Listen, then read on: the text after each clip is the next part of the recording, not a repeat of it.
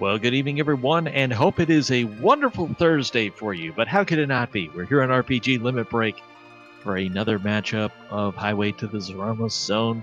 It's the Final Fantasy IV Free Enterprise Randomizer, and I'm excited to not only be here, but to have a chance to work again with Z-Man. How you doing tonight? I am doing well, my friend. I'm very excited to work with you. It's been too long, my friend, and I'm looking forward to a great race between these four. Really, really looking forward to it.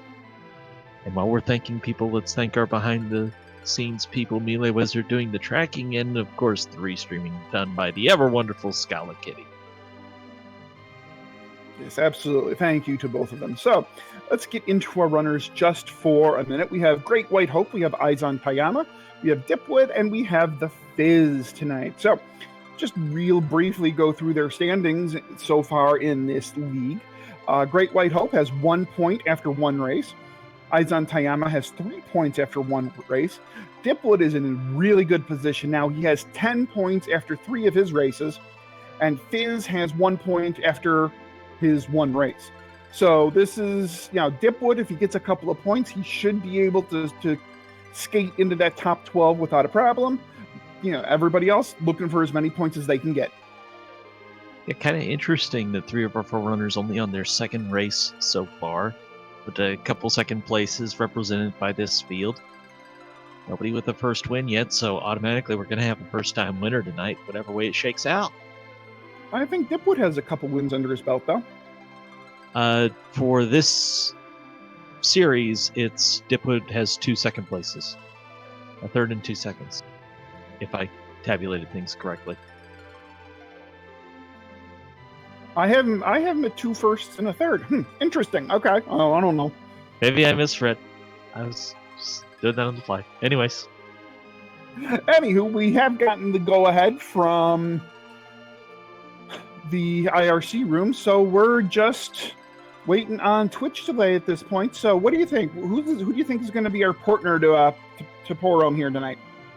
I'll go Tella for the double mage start. Oh, that's rude. I'm going to go with Stid.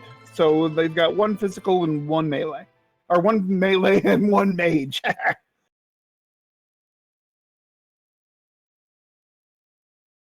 Chad, of course, I'm sure will be rooting for Edward.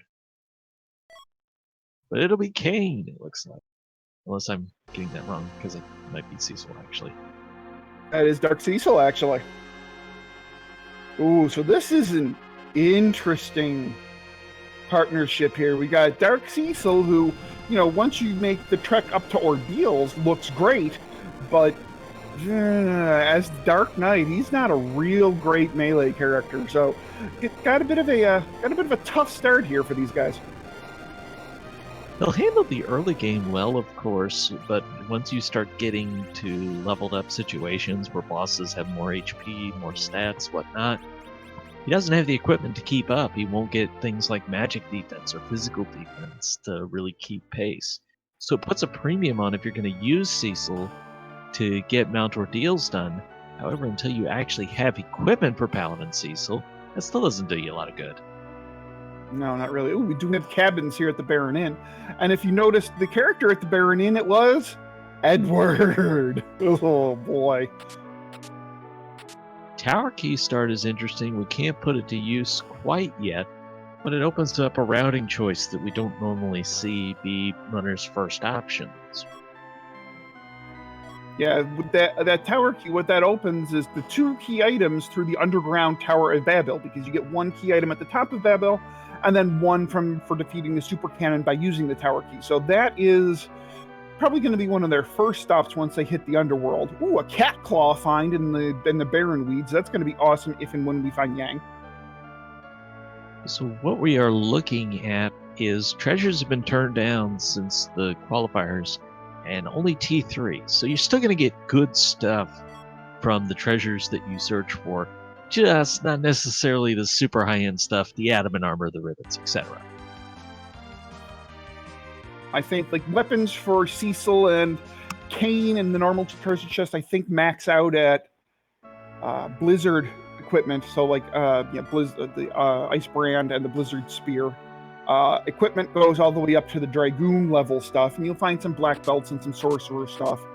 So there, that's what we're kind of max out there. But definitely some decent stuff, and sometimes it becomes a question of what J items do you find, like those Star Veil we picked up here at Summon Monsters. Very valuable to have a couple of those in the bank. To answer Rubel's question in chat, how do sirens work anyways? So in any screen on wherever that our runners are on, there is a table of encounters. Sirens summon the most rare encounter for that area. And it, of course, it varies on the area. One of the best places in the overworld here to grind is the summit of Mount Ordeals, which brings 2 Liliths, and each Lilith, well, combined, the two Lilith fights will get you 5,500 experience.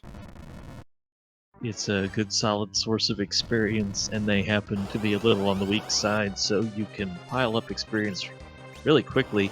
Looks like it is going to be Rydia on Mount Hobbs, if you can beat Agapogo. Oh, and this is a troublesome fight here, because any of the J items, any of the J items is going to trigger the Blaze counterattack. Well, it's a question of numbers. Can you deal enough damage? Oh, that was very low damage Blaze. I think we're going to be able to get through this. This was a very good damage roll from the Boris Ice. Agapogo shouldn't have more than 150 hit points left. So it's close, but Great White resets.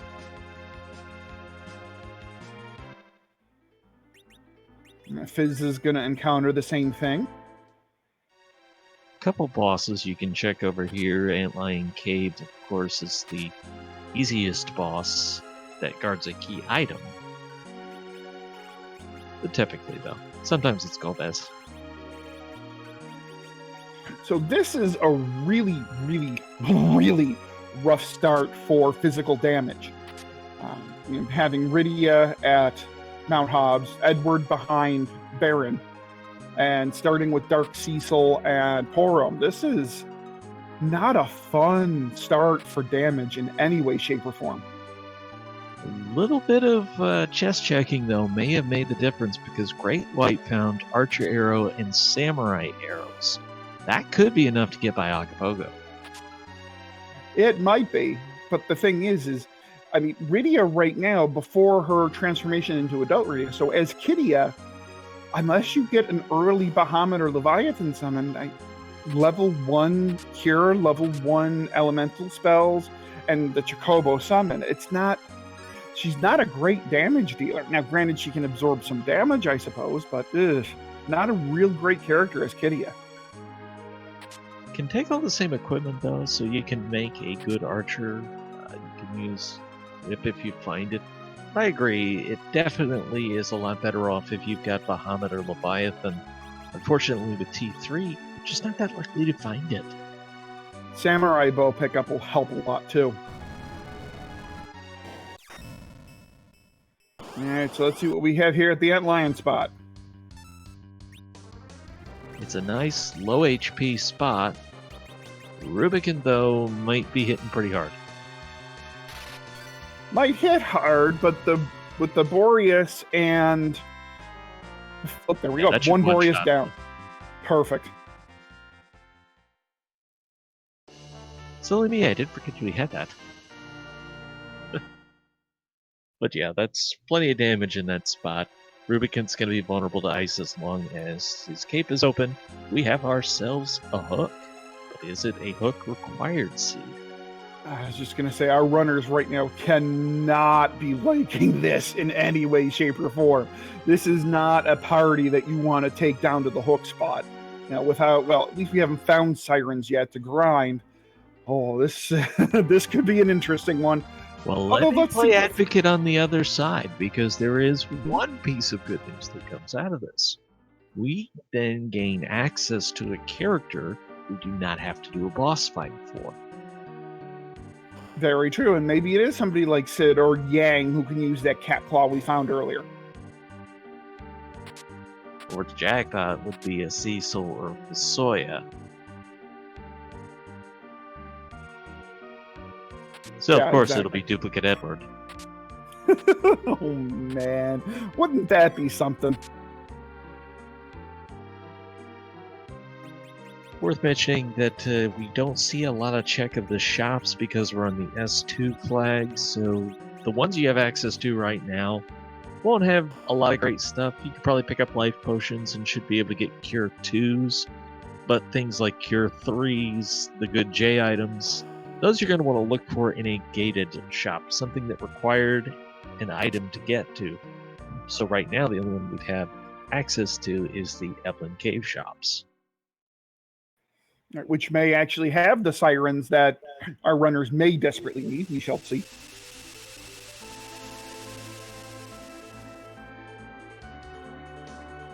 All right, so let's see where GreatWightHope goes now. That I'm wondering if he's just going to pick up this hovercraft and go straight to. Yep, going straight to the Eblon Cave, getting the character. Yeah, I like that play because it probably opens up also getting Rydia, so this could pay off to get you 4 characters, get a 4-character party. Yeah, the only bad thing about this is I don't think I've seen an exit, and Porom certainly hasn't gotten enough levels to earn the exit spell, so this is going to be a bit of a haul in and out. Yeah, but a short walk, and if it opens up the game for you, it's certainly worthwhile.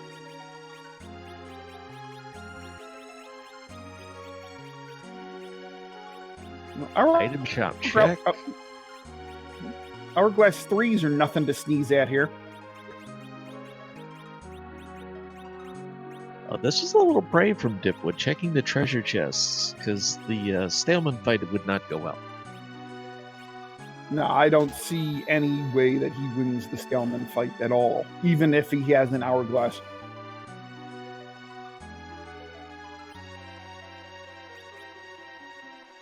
Getting a little bit of supplies. It is also worth checking your weapons and item shop because, again, they're going to be better here. Charm Claw would do in a pinch for Yang.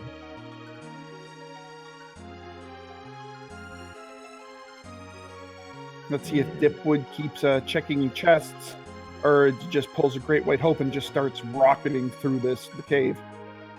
Trying to get through the Agapogo fight, and it actually seems to be going all right with the arrow strats. This is probably the make or break phase. Ooh, Eizan gets it. Yeah, the damage was pretty good with the arrows there. Oh, this could be scary. So, Yang pickup, not scary. What could be scary is the boss in the room is a moon boss. There's a lot of those that are unfriendly, and I think the biggest nightmare I would call Plague for being in that spot, because Count with 25,000 HP is just not nice. Right. It can't be Wyvern because Wyvern cannot block the underworld. So,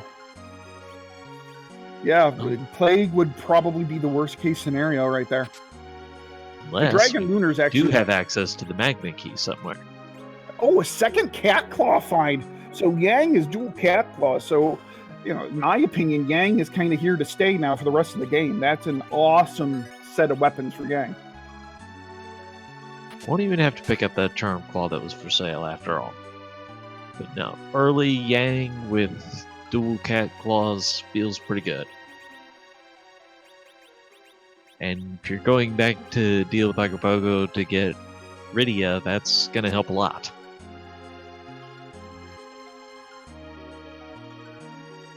So I can't imagine anybody diving further to try and get the fight there, but you're going to have to get levels somewhere. I think everybody but Eizan's going to go back for Rydia. There's the Stamina fight. And immediate reset from Dipwood. The fight didn't even load. But what that does, because of the save strats, Dipwood's going to be able to get the treasure out of every other chest, knowing where this Stamina fight is. Man-moding this with Yang? Interesting. Okay, now he reset. Okay. Wells and Chad is offering up quite the quite the interesting scenario there. The Magma Key behind the Mist Dragon, but the Mist Dragon is at the King Queen Eblon spot. That would be a thing. That'd be a classic. That would be a thing. Oh, another lunar boss. Oh, it's Wyvern at Fabul. Uh-oh. Okay. Well, that tells us it's not Wyvern at Rubicon's spot.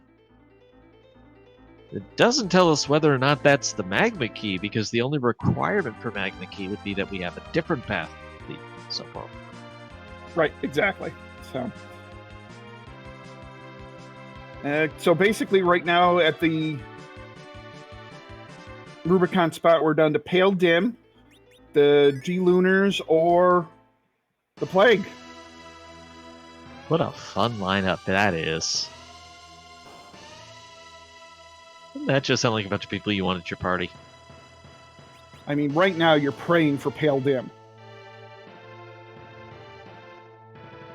I found it interesting that in all of these I've seen so far, very rarely have we seen runners make the dive to those first two locations, the Demist Cave and the waterfall, to see if Demist happens to be in one of those. I saw somebody do it the other night, but no, it's not a very common strat at all. GreatWight getting the news that Wyvern is here. Get the Starveil up in time. No. If you get it up in time, that spot's going to be free, because Mega Nuke will definitely one-shot Wyvern, but you're going to need speed on your side. Oh, he's going to knock down the battle speed and try it again. Not sure if this is going to work. One thing to point out with chat, it's not that Wyvern can't block the Underworld. Well, there has to be a path to the Underworld that does not involve certain bosses. Wyvern is one of them, is why we're highlighting it. It's also true of Golbez. It's now true of Valis as well. Yep, those three cannot gate access to the Underworld. So but it could be one of of the two paths. Right.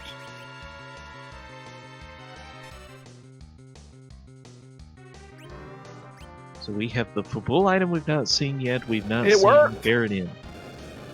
Got the Starveil up in time. That makes all the difference in the world. But it didn't kill him. Might have to attack first? Or is that more than 1200 damage in that spot? I think it's more than 1200 damage in that spot. That's surprisingly low Mega Nuke then.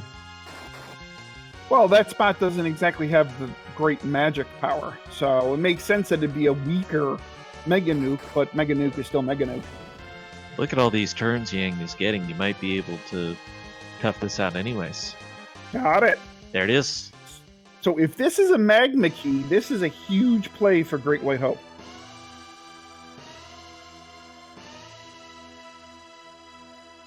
Yeah. Now, I'd say odds are it's not Magma Key, but still, could be interesting. It could be the Twin Heart, for example. That would be interesting. Yeah, it would be very interesting. Ooh, an Ogre Axe pickup, which is kind of a decent reason to now maybe possibly head to Ordeals, because the Ogre Axe is not a bad weapon for Cecil, especially at this point in the game. So from our perspective, we now have access to 3 item locations, potential key item locations to check out. We have Mount Ordeals. The Zeus Gauntlet find is very nice. Is a potential spot. Baron Inn is a potential spot, and the Twin Harp. Those are the ones that someone could get to right now. Starveils are for sale. Yep, Starveils are guaranteed to be unlocked. Ooh, and Dipwood gets the Starveil off, so that's good. Ooh, Drain Sword find for GWH. Why is the Drain Sword so important? I know you love finding that one. Hype Sword, as I like to call it. Not only will it basically be good against everything except undead, but the minus agility on Cecil, you can basically add 10 levels to him, still do the agility manipulation, and then swap it out against Zemus for the agility bonus plus stat bonus. So I like to call it the Hype Sword. There you go. So we have GWH checking out Toroya, and Dipwood going to collect his haul from Fabul that includes the Twin Harp. Yeah, a little bit easier time in that fight because Dipwood already had levels on Yang.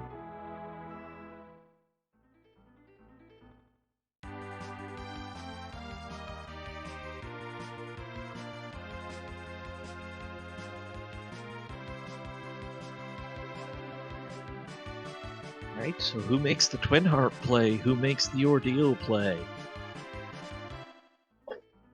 Pretty well on the same route so far. But Great White is going to go for Mount Ordeal. And it looks like Eizan's about to take another stab at Eblon, which is, a good thing to take a stab at, absolutely, right now. We mentioned that the treasure's a little bit lower in this round. However, the trapped treasures, the ones where you open the box and it says monsters, are on a different item pool, so you could still get very great stuff from those. It's a question of how much time you want to invest, but it remains an option for runners. Yeah, if that hook spot is indeed required, then it's not going to surprise me at all, certainly to see them take out the Stoneman chest in Cave Eblon that we saw earlier. But also wouldn't surprise me to see 1, 2, or maybe possibly all of our runners dip into the Castle Eblon, which has guarded chests. I wonder if we won't see somebody go Baron in this one. Although the character in the spot is Edward, it's not like we have a full party. It's an item spot, and we're probably plenty leveled up to do it. Dark Elf at the Niblon spot. Not a terrible fight, although the breath attack in dragon form could be interesting. Well, I wondered if anyone would do this. Here we go. We got a check at the Demus location, and it's King and Queen Eblon. So you can take this for free experience, actually. Yeah, it would certainly get rid of you a few levels. The other thing you can do with Rydia people sometimes will forget to do is if you go to the front of Mount Hobbs, she will learn Fire 1 there just as she would in the vanilla game.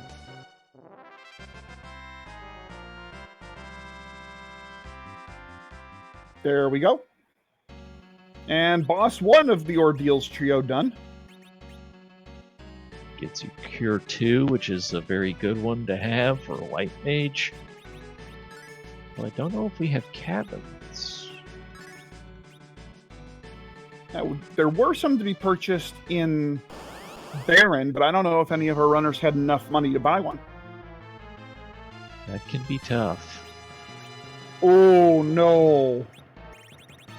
Well, that's certainly a thing. Get the Star Veils up.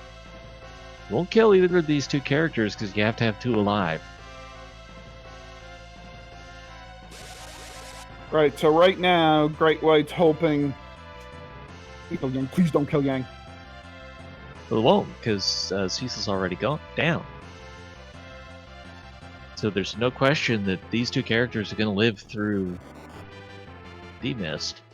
Oh, that's right, yeah. The Shadow. That's what I'm trying to think of. Yeah, I was just going to say... Gobus is going to say, guess he's full. Irons are for sale at Aggert, so we do have access to them. And we have Water Hag in the Waterfall. So Fizz is being able to pick up some easy levels and experience for Kid Rydia. I'm a little surprised. Okay, Stairveil up. This fight is now simple. Yeah, double your Star Veils, hopefully, so that you could have reflected that virus would have been nice. Globus will go into his Lit 3, and now all he should have to do is punch him in the face. Maybe a couple times. But once was enough. And Dipwood is in Baron Inn. It looks like he's taking on Antlion. Dancing Dagger, great weapon to have for Antlion because you won't get counterattacked. Mm-hmm. A good point made by Scala-Kitty. We're seeing a bunch of the free bosses early. We saw King and Queen Eblon and we saw Water Hag. The thing about finding them, though, is now they're not going to be in a hard spot. And we just narrowed down who's at Rubicant because here's Peldim. Yep, so that means either the D-Lunars or Plague. And Plague you don't want to see at that spot. Not too warm on the idea of it being D-Lunars either. A light sword for Cecil. That's actually a really nice find right there. If Great White has the Drain Sword, I believe that's still better. But Light Sword you could use against Undead, and that would do very nicely.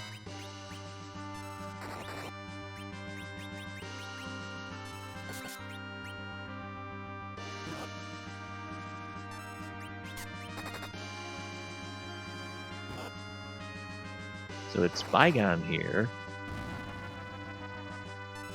Good spot for Bygone, really.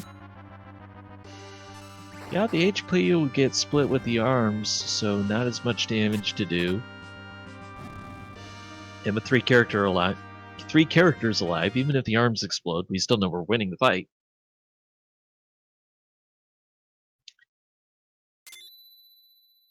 So Chad asked about random encounters. You want to mention what's going on there? Absolutely. So underneath our wonderful commentators' names, Trinton and myself, you can see the flag set. Okay? And each one of these letters stands for a certain flag. Oh, Sand Ruby at Dipwood spot, so he's going to get Kane. Anyways, the E is for enemy encounters. E is E3, and what that does is it disables all enemy encounters, but there is an option to turn them back on if you so desire. Yeah, you can turn it on and off as you will. We almost always keep them off. There's a couple of exceptions. You might see them turned on. One is if we're in the sealed cave where people want to fight trapdoors. The other is sometimes on the moon if you want to do your grind on the random encounters, because some of them can be killed quite easily with spells. You'll see encounters turned on there. Right, or at the Giant of Babil going for the D machine grind. Very true. And if you're really desperate, you can turn them on to try and learn Quake.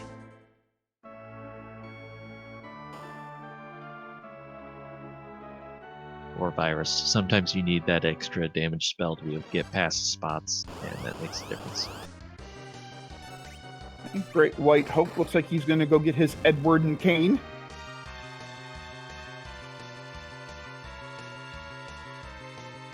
Also with Sand Ruby, it means we're one item closer to getting double experience at 10 key items. Yeah, and that's always a big thing. But see, the thing is in this flag set, again, there are 18 key items and 34 boss spots. So, it's really 50 whether or not you get a key item or a really nice item. Theoretically. Poison Axe, nice damage, but it's a two-handed weapon. I think it's a good short-term thing for Kane. Not the option you want long-term, but early game it'll do plenty of damage.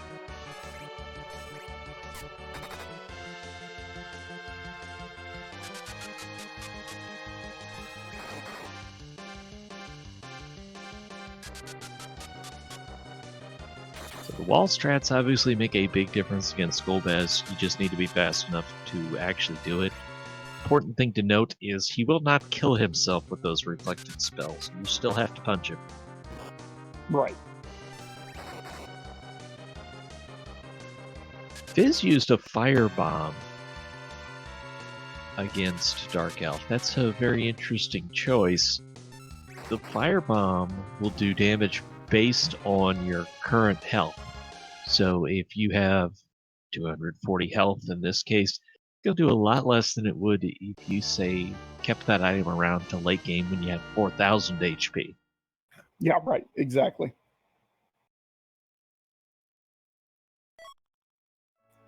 And Great White getting his Edward and his Sand Ruby, which I would imagine he will book it to Kaipo and pick up Kane. So this means Fizz has not taken the hook down to see Yang. And the only one of our runners to try and do Mount Ordeals without Yang. Yeah, and once he finds Yang in that spot, he will probably be able to hear the head desk from where we're sitting. There's our cabins for sale. Great to have. Chad asked when Twin Harp play would be, and I think for Great White, it's probably now. I think so. He's going to get Kane, and then my bet is he's going to go up to the Twin Harp spot. Because he's done everything else on the overworld that can be done, so why not head to the other place where A, you can get some decent experience, and B, possibly get a Magma Key. Or any other key item, because while Magma Key would let us skip the Rubicon spot, others are still required. We still gotta find the crystal. Pass would be useful. Dark crystal useful. Or even if it's something like a crystal sword for Cecil, that would be nice. The white spear for Kane would be nice.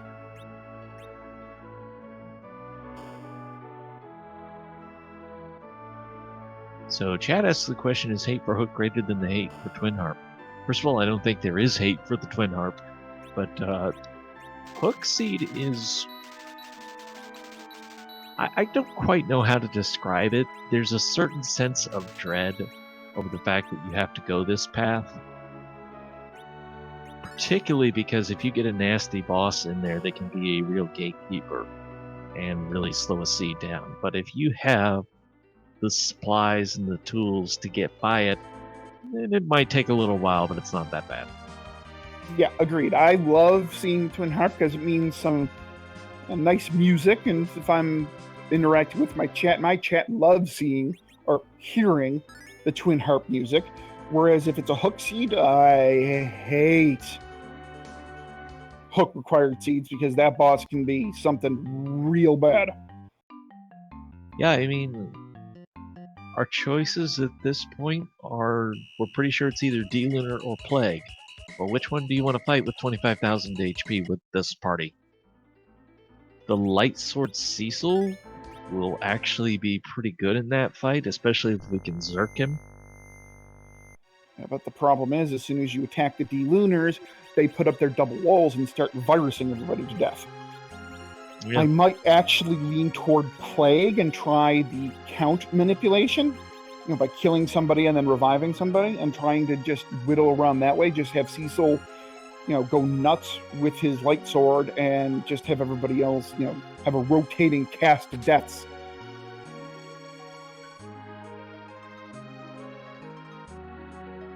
And even if you're not that well familiar with the fights, I think just us talking about it probably gives you an idea of why they don't want to do that if they don't have to. And this is still saying nothing of what could be in front of that moon boss in the King Queen Eblon spot, which is a lot more dastardly than anybody first would initially think. Well, we know it can't be Wyvern or Golbez. It also could not be Vivalis at this point. Unless Twin Harp happens to be the Magma Key. Otherwise, it could not be Vivalis. Well, it could be Vivalis because there is another path to the Underworld. Oh, that's right. Never mind. I thought you were talking about the spot. I can listen. Well, if it were Vivalis here, then we'd know that then we wouldn't know, actually. Okay. Anyways, if this spot is the Magma Key, then Vivalis can't be in front of there. GreatWightHope killed his own party off as fast as you could, because as soon as you do, switch to phase 2, which is better. And I'm going to be quiet so we can hear some music.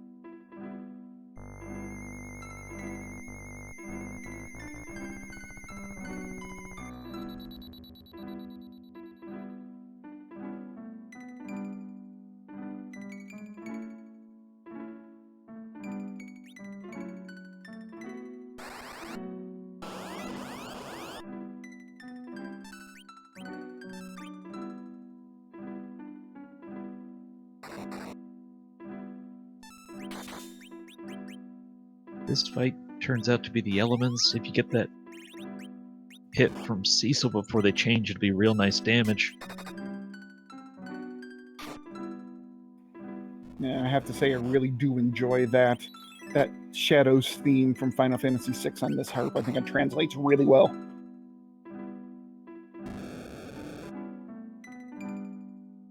This is a high magic defense spot, but then again, we don't have any magic damage to be dealt with this party.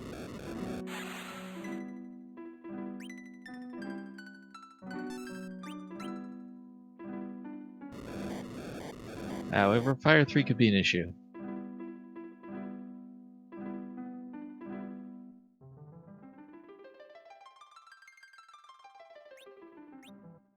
That's a bit of an issue. Well, now what? I kind of thought we were low level to go there, although I'm a little paranoid about my levels to begin with. If you have Sirens, you could stack levels at Mount Ordeal. But I do agree with not just charging back in there and trying it again. I'm wondering if we might catch Cave Eblon, check for some chests and some experience, because most of the Cave Eblon trapped monsters are susceptible to hourglasses. So, just hourglass them and get their experience that way. And hopefully some decent items for your party. Yeah, I like that play.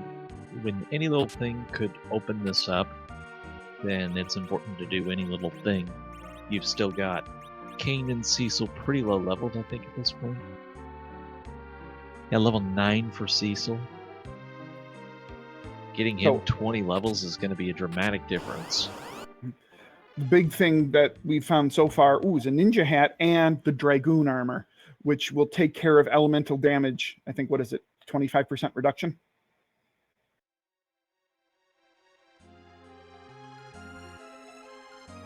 The other big thing is the more you level up Cecil, the light sword will be elemental weakness against Mylon. You could theoretically get Cecil high enough to just one-shot Mylon and not have to worry about it. And I wonder if GreatWightHope is also going to use the life glitch while he's here, because what he can do is essentially get double, 2/3, 2/5 of the experience extra by putting life on a mad ogre that you're just about to kill. Oh, we didn't get it. Waited too long. I guess wanted to be sure that enough damage had been dealt before using it. But you got 89, just go ahead and use it, don't worry. If it's extra, it's not going to hurt anything. You use it now. Okay. There you go. See? There you go. Now, once you get this animation, that gives you credit for another monster kill. So he's going to get credit for 4 Mad Ogre deaths and not 3. You can do that as long as there's no boss bit involved, and there has to be at least 1 surviving monster on the screen. A couple of questions about Wyvern. One, the Wyvern flag is not turned on, so he is doing vanilla behavior opening with Mega Nuke. There was also a question about what was behind the Twin Harp spot. We didn't get to see because it was the elements and that didn't go well. So we mentioned that possibly not only is the experience good from getting these chests, but maybe you get a decent piece of equipment. Crystal Ring. I'd call it a decent piece of equipment. Huge increase in the magic defense. Yeah, and as far as, quote unquote, as far as the arm equipment goes, it pretty much is the best arm equipment in the game for anybody. It even has more defense and magic defense than the crystal gloves for Cecil. Now, of course, you're speaking defensively. However, if that's not your goal, the Zeus Gauntlet will add more attack power. Yeah, it will add more attack power. That is for certain. Right now, Dipwood is going to make an attempt. I think Dipwood has a little bit more levels than GreatWight came in with, but this is going to be a rough fight in this spot.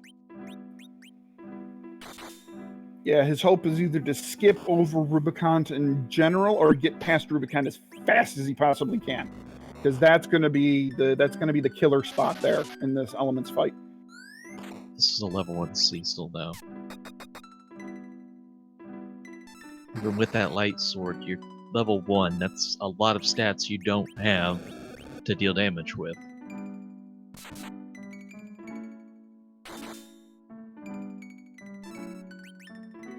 Inspire 2.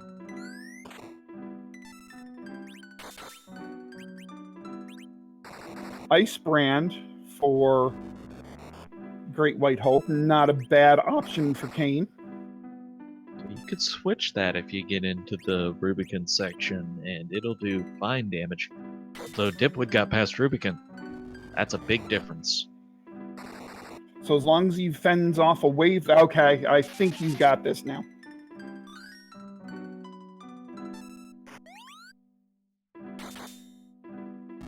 This has gone much better. Surprised me a little bit with just the level 1 Cecil, but won't be level 1 after this is over with.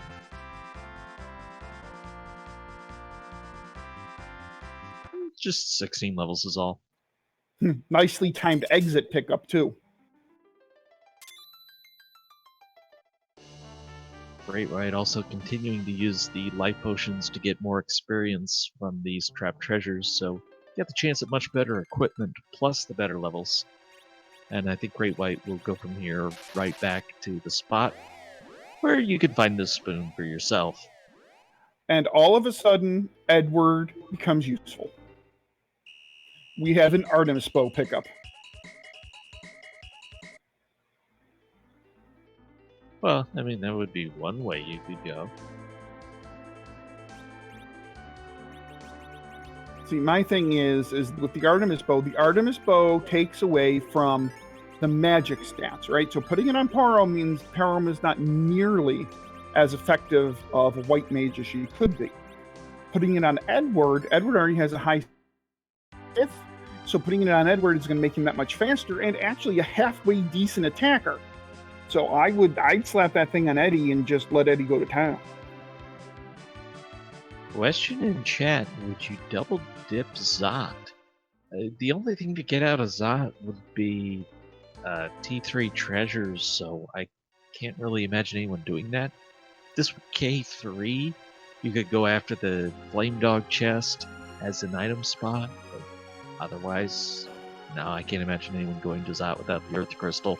I think the idea there would be to check to see if the Mist Dragon is at the Magicister spot, because that is accessible.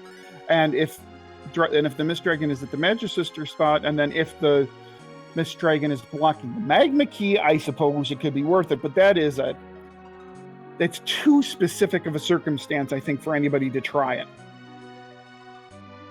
Yeah, I'd go along with the thought process there. And you're definitely right that it is a possibility, so it's a good point, Nitz Guy. The thing that I mentioned earlier as a possible strategy, though, was where we could go straight to a boss and quickly check to see if it was the mist. That'd be a much longer check.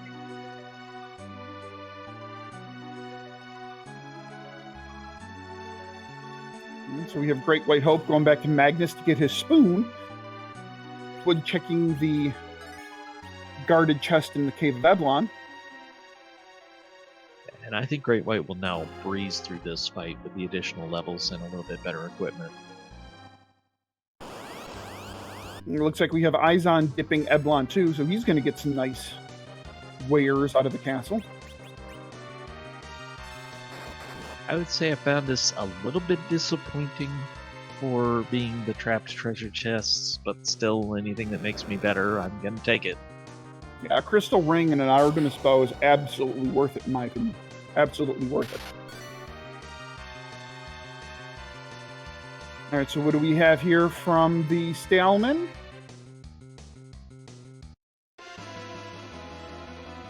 An interesting item, the Aegis Shield, that also will increase magic defense significantly, although it's not real great against physical attacks. Yeah, though we're probably a little more worried about magic at this point, but it won't help you any against plague.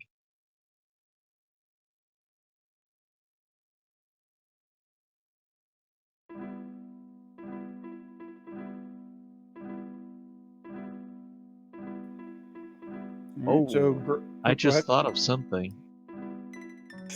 We could be in a little tough spot if it is plague because you're going to get the full heal right before the fight. So even if you wanted to down somebody going into it, they'll get brought right back up. That is a very good point.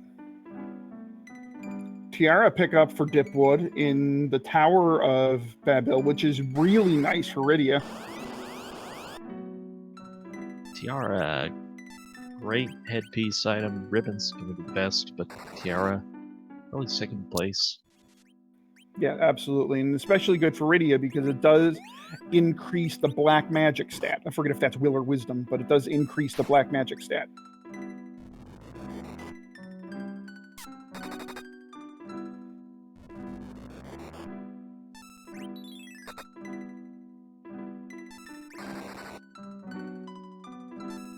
Eizan has that crystal ring and soon to get more treasures, so again, it's kind of interesting that all the runners are pretty well taking the same path. Now, we didn't see this, at least I didn't see this trapped chest fight on any of either side, the one that Fiz is in. So we'll see what this treasure yields Fiz.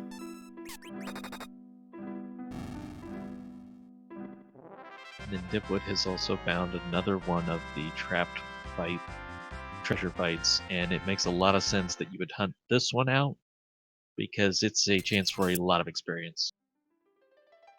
Yeah, if you can life glitch 3 of these 4 Mad Ogres, you're going to get credit for 7 Mad Ogres, which is really nice boost. Especially going into that not free location of 2 bosses. So, Fiz just picked up one of the best things to pick up early, and that's the Silph Summon. And why is it so good? Number one, it does decent damage, but number two, there's a glitch to it. It doesn't cost MP when you use it. It heals your MP and HP. So that's a really nice find. Helps Rydia out a lot, especially in kid form where she just really lacks a lot of spells until higher levels. She will eventually learn her top level spells if you level Kid Rydia all the way up. It's just the mid ones that you really want, like Virus and Quake. Not gonna get those. And those valuable summons like Titan, Ifrit.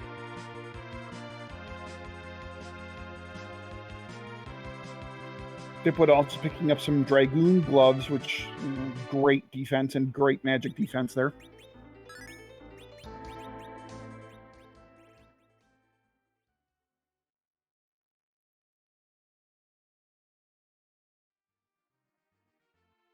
Alright, so save before the bosses. Let's see what craziness awaits us on what we now know is the required path.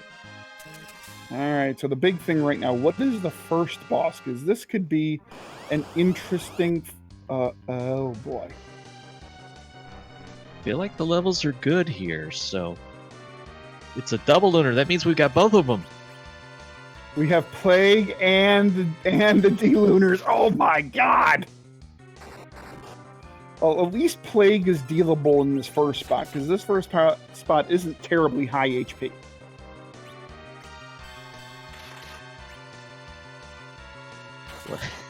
I mean, if you were drawing this up.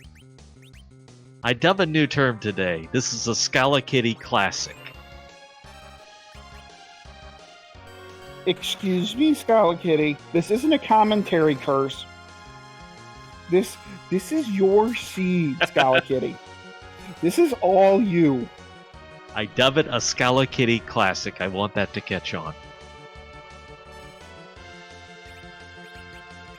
Alright, so Plague to be dealt with here.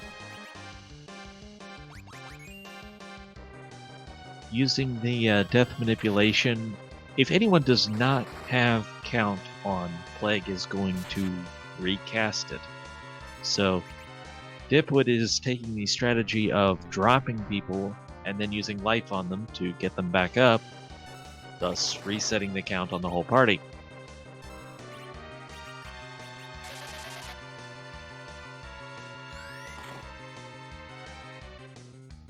So if you missed it, GreatWightHope did go to Mount Hobbs and said, you know what, Edward, I don't want you anymore, and replaced Edward with Rydia. EizanTayama is going through Magnus to go get his spoon, and Fizz looks like he's finally making his Eblon dive. I am curious with GreatWhite just now picking up the Sirens, if we'll see any kind of a Siren grind before coming down to these spots, knowing they can be a little on the trolley side.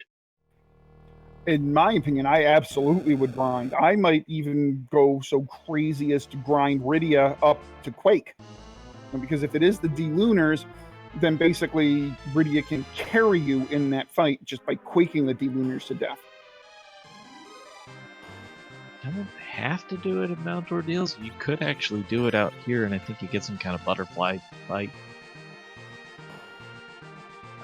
I said D-Lunars, I meant Mount Ordeals with the Liliths. So there's options. But not the play any of our runners are going to make. Alright, so this is fight number 2. Dipwood sees the D-Lunars. Going with the jump attack, so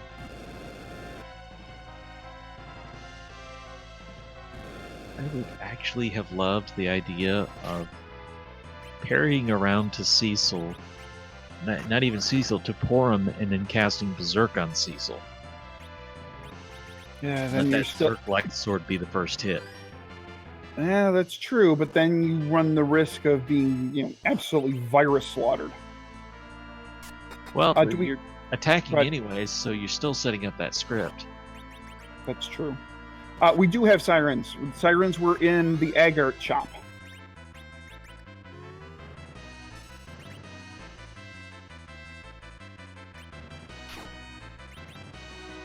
Putting up Star Veils, which is not going to help on a reflective virus. No, but it could set up frogging them when they use their breath attack. And I think that's what Dipwood's doing. He's setting up to frog the D-Lunars once they use their breath attack. I think chat confused which one of us is seeing this for the first time. Z-Man called that. I have not seen it, though. Well, there you go. And now this fight becomes child's play. Oh yeah, very well done by Dipwood. Not a strategy I've seen before, but that's one I gotta keep in mind. That's the fun thing about doing commentary. You see all kinds of things you wouldn't see otherwise.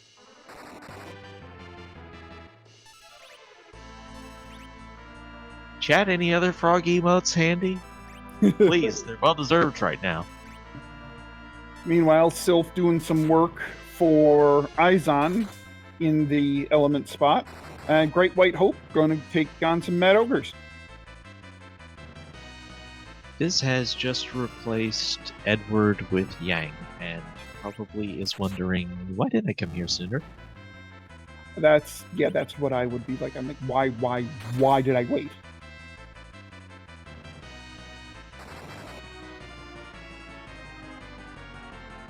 Now, Eizan has a spoon.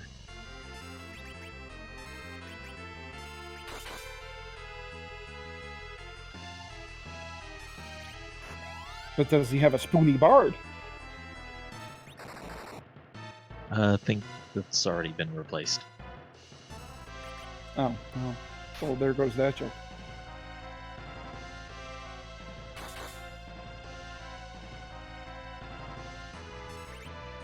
What ends up being a joke is this D-Lunar fight. Dipwood's definitely going to be the first to clear it. And be the first to have access to the subworld.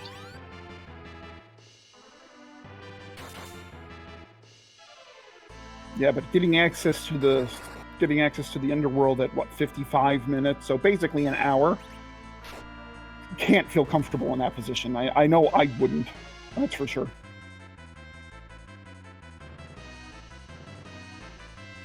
No, but what I will say about that is you put yourself in the position of one of these runners. You full clear the overworld, which made perfect sense. Most people are going to full clear the overworld before they do a hook seed, because you just get crushed if Magma Key was available. And I suppose it is fitting that we got the froggy battle of the D-Lunars, given that I've been told repeatedly that on this microphone I have a tendency to sound a little bit like Kermit.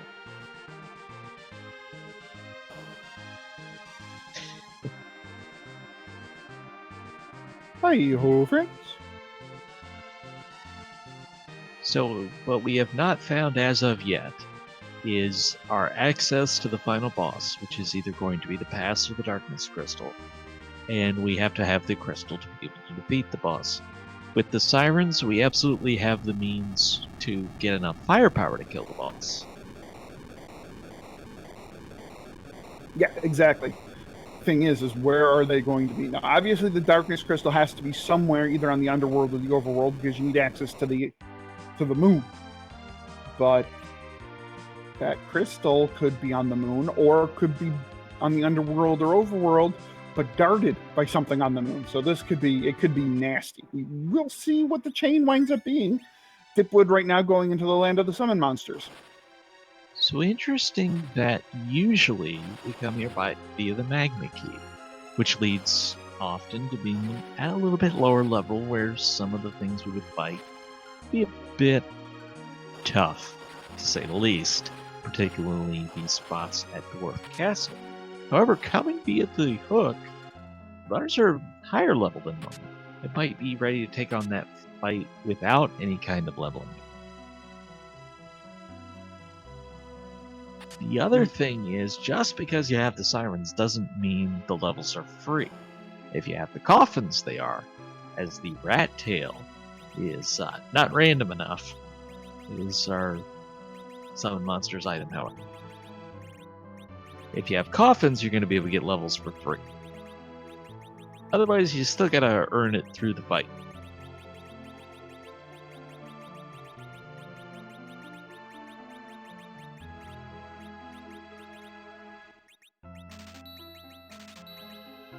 Did not see them in Dipwood's inventory. And it looks like Great White is going to do a little bit of grinding here.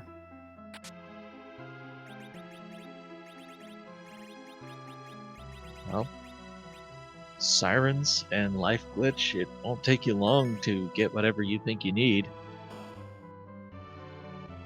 Well, a siren on this floor would summon the green dragon egg, which actually would give you less experience than the double Lilith fight up on Mount Ordeals. I believe the green dragon fight gets you 4,800.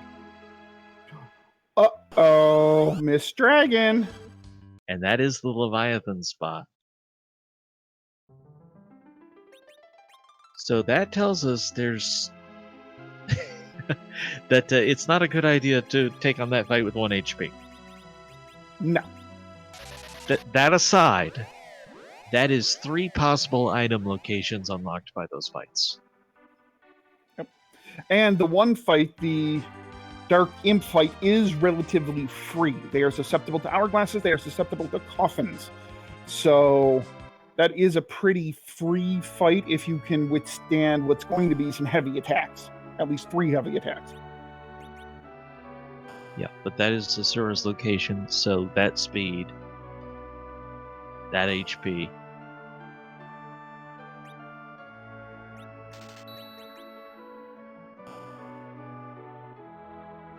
If you could find coffins, then there's the question of, do you grind to make all your item gathering easier, or do you wait till later? And a lot of people don't like to do their grind before they're ready to go to the final boss.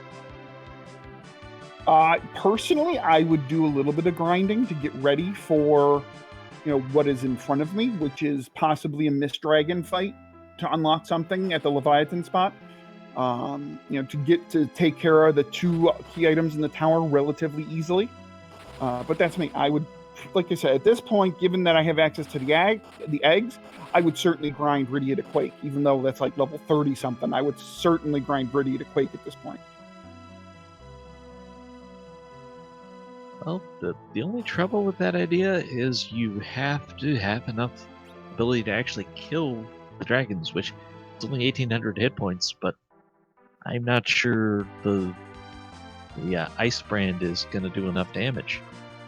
Well, maybe not one shot, but if you can keep 2 of your 3 fighters alive, if you can keep Cecil, Kane, and Yang, 2 of the 3 of them alive, then it becomes much easier the second and third, and then you can just go from there.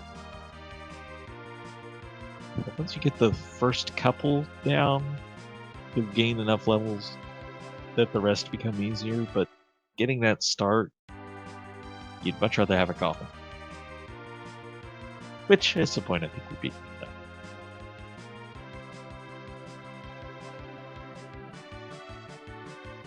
And chat correcting me that Rydia doesn't get Quake until late 40s. So 48 it looks like. So yeah, okay. So never mind about that one. Yeah, I wouldn't know that one well enough to have said it. I know that if you do not turn her into adult Rydia, a lot of those middle tier spells just don't happen. Like, you're not going to get Ice 2, Fire 2, etc. without growing her up. But we find the pass is the Rat Tail. So, big find for Dipwood. Now the crystal is needed for go mode.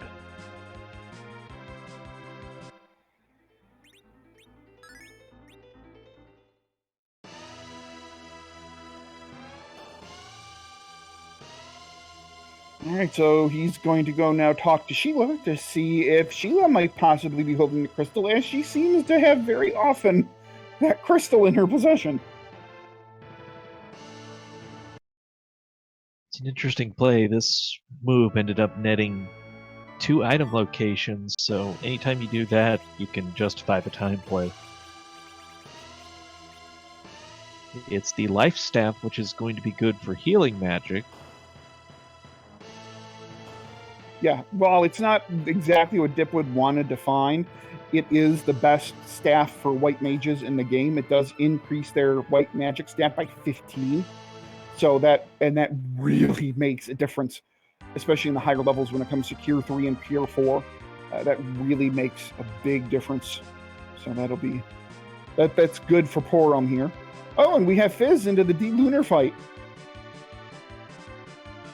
Yep.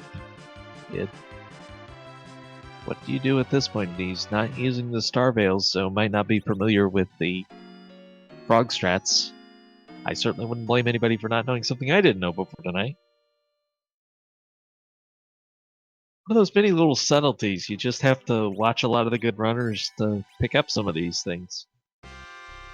Although I will put some props out there. I haven't memorized it, but somebody did put together a guide on how to deal with a lot of these hard bosses in random locations.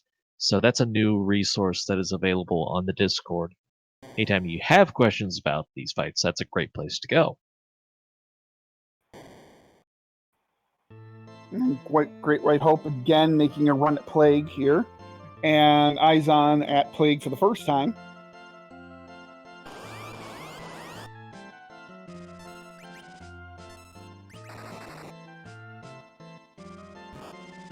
Bomb here.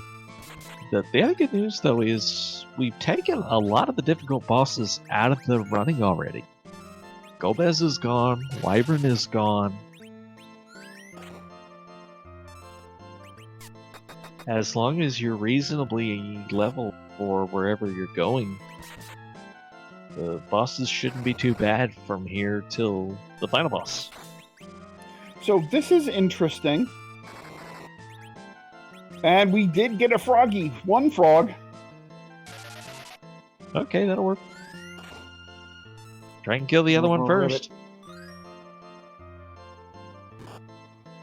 Question in You're in- chat: has Antlion showed up? He was at the Baron Inn. If you're used to Ocarina of Time, you might hear Moip, Moip, Moip. Then another question: is Bahamut that difficult? Kind of, I would say, depends on his speed. Yeah. If that counts going by quick, it's gonna hurt. You need time to put up star veils, but if you've got all the time you need, then it's gonna be nothing. Phase 2 Mom Bob. Now we can actually get a kill in. Eizan taking down the Plague, and now on to the D-Lunars. Fizz has reset out of the fight, but now having seen the Brog, then that could be a play.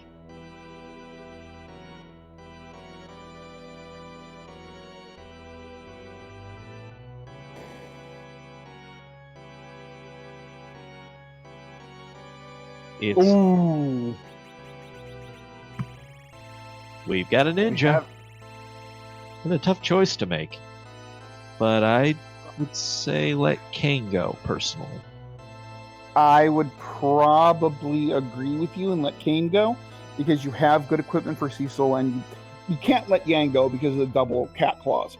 So, given I would probably let Point. Although there is a case to be made that to not take Edge here, because you don't have great equipment for Edge, but it also doesn't take much to get good equipment for Edge. And I think that makes the most sense right there. I will also say I think the next best case you can make is for Cecil, not having a better sword for him at this point. Agreed. But then also, who's going to anchor your agility on that team is the other question. As for Rydia, this is where she gets spells from. So now all of a sudden she has spells, she has summons. Her usefulness just shot up tremendously. So would definitely not lose my black magic at this point. Right. And the nice thing is now you have access to an easy grind, because you do have assassin daggers, which do affect the eggs, and Edge can equip the assassin daggers. So now you can just attack the eggs with assassin daggers, and I think 75% of the time it'll hit.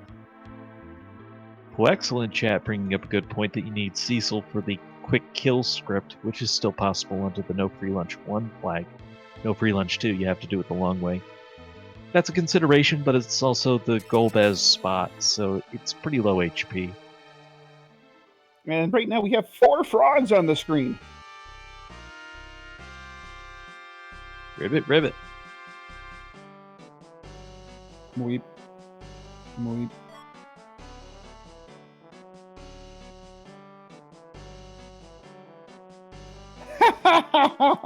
Thanks, game. Thanks, game. Just what we wanted 20 minutes ago.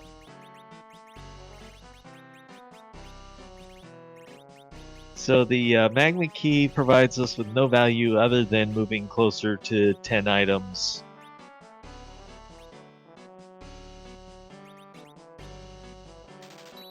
I don't think the pass counts if it's K2, but I'm not sure on that one. Metal Sword's for sale. That's a little bit better for Edge. So what do we have here for Dipwood? We have 1, 2, 3, 4, 5, 6, 7. Looks like we have 8 key items for Dipwood.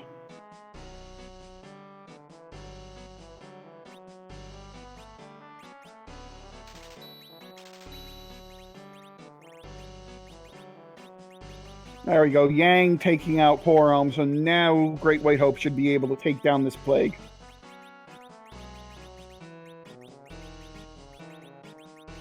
I love this. I've got Scala Kitty calling it a Scala Kitty Classic. Oh, coffins for sale here. Oh, that's fantastic. 10 of them, and you should be able to take on Mist Dragon for sure. So I guess the question is, do you do some grinding with those, or do you go straight to the Dark Imps? Without question, to me, I'm gonna grind. I want to get 3 spots done, basically. I want to get those 2 finished off, and then I want to check the demist spot. Or do you check the 2 from the Tower of Babel first? Could 'Cause do them those all, are- honestly, Yeah. because I could get the levels, do summon, and do tower before mist, and if any of those the crystal, I can skip mist. And GreatWightHope takes down Plague. He's going to go save before taking on the D-Lunars. Meanwhile, EizanTayama and Fiz, right on, Fiz is right on Eizan's heels, just about ready to hit the underworld.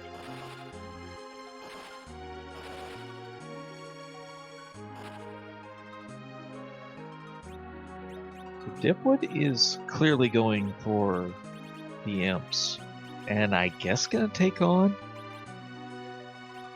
the Mist Dragon while here, because why wouldn't you? Well, that and he stocked up on illusions too. So I would think he's going to use illusion strats on the Mist Dragon and kind of whittle away slowly on the Mist Dragon's HP.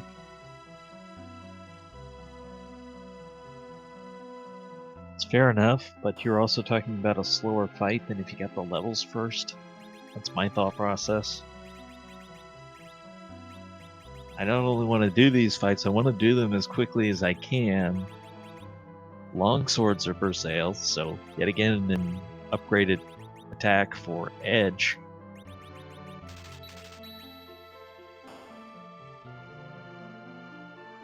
Not much difference in the paths for our runners so far.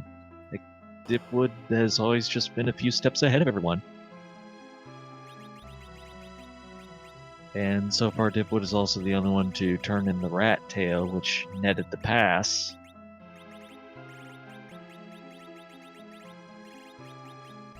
I don't think you'd head back to check just that. You would want to at least walk to Yang and do 2 things on the overworld first.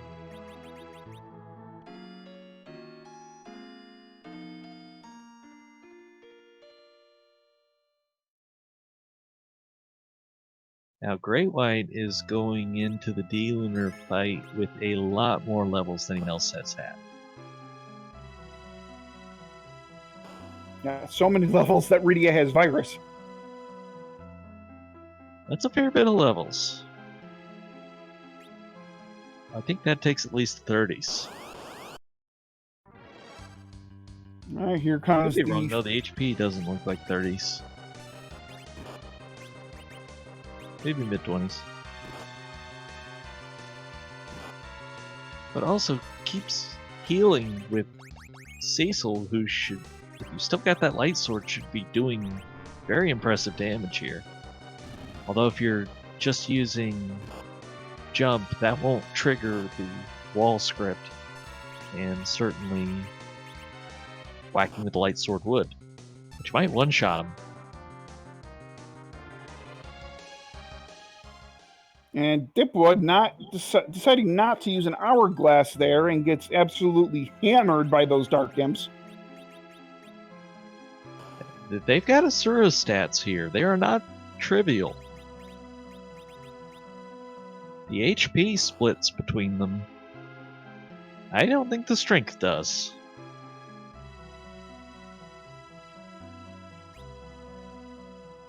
But got the hourglass 2s off.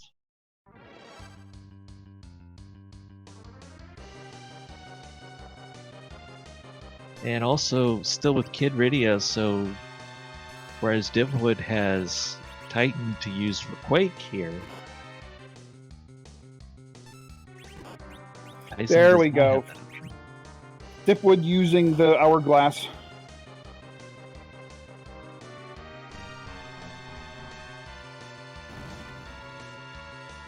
And a bunch of coffins in the bank too, so that was probably the thought process coming here.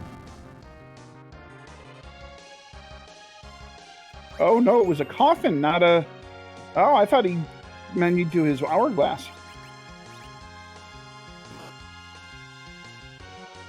gotta get the extra experience on one of the Dark Imps. Which is fine, your people don't have to be alive until the end of the fight. But that one lone Dark Imp is still probably gonna one-shot everything.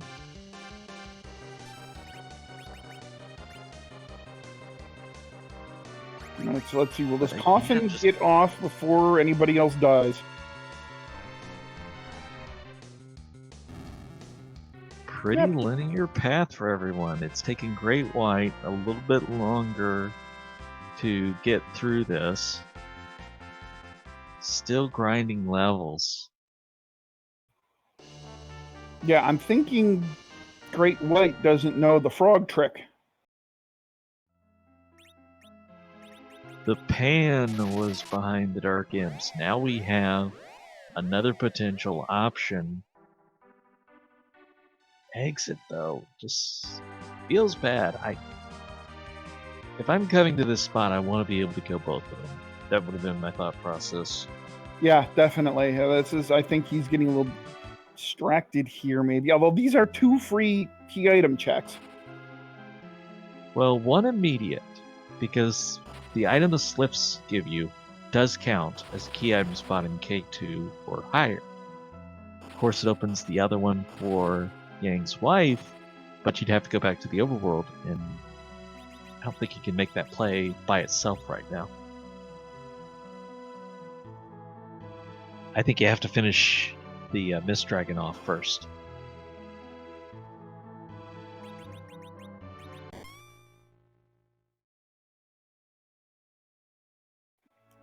But yeah, Mr. It's a right on that edge there, because it's going to be a tough fight. But this might not be a bad play. Let's see. But you're outside the cave now. You're right where you can use the sirens. You just got the dragon spear, which is going to let Cain wreck those eggs. Except for, of course, not having Cain. Never mind. Well, at the very least, it's a nice thing to dart against Zeromus, or a really tough enemy that's upcoming. Yeah, Chad. I caught myself on that one.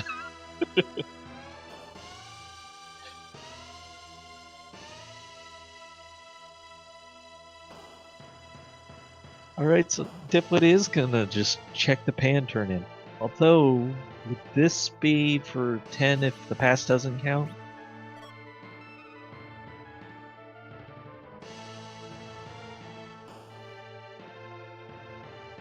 No, but this would be 10 with the pass. It's the Darkness Crystal. Meanwhile, go ahead. Although you're not going to do the D-Machine fight, because nobody's got weak, you can go check the Moon character, which is almost certainly going to be a help. Fiz does take care of the Dark Imps and gets his pan, and I don't think he's been to the Land of the Silphs yet. So he's actually going to get that Dragoon Spear, and he still has Cain.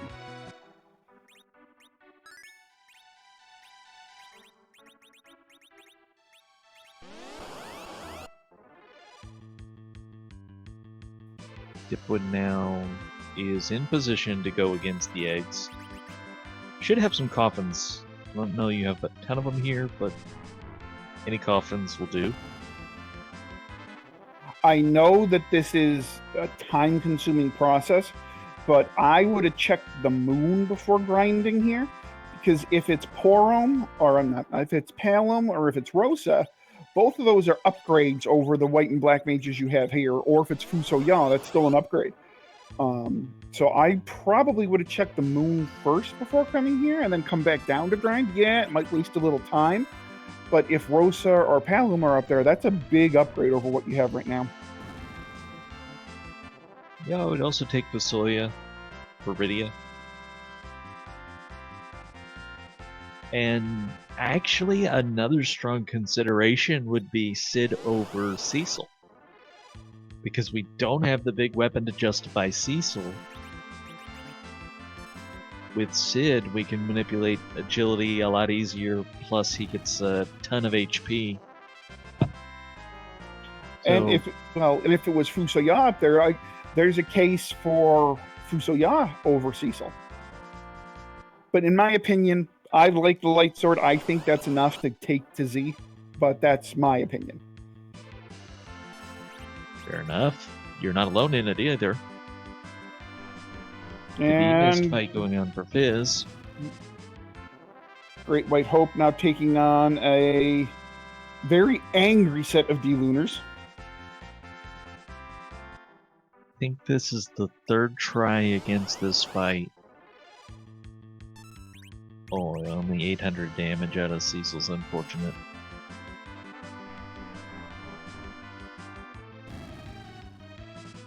Enough max HP to survive a couple viruses. But we're talking 12,000 HP per dragon here.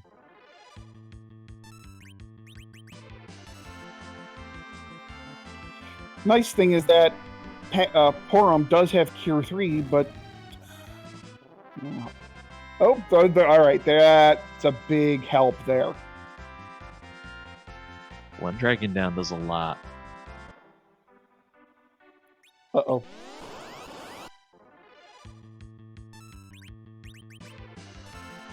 Well, all about Kane now. So it looks like Fizz is taking on the D-Mist spot. Did he pop a Moon Veil? Could have been. I think we found 2 of them along the way, and that make this fight not free, but close. It'd be... Although you reset. Yeah, it'd be slow as heck.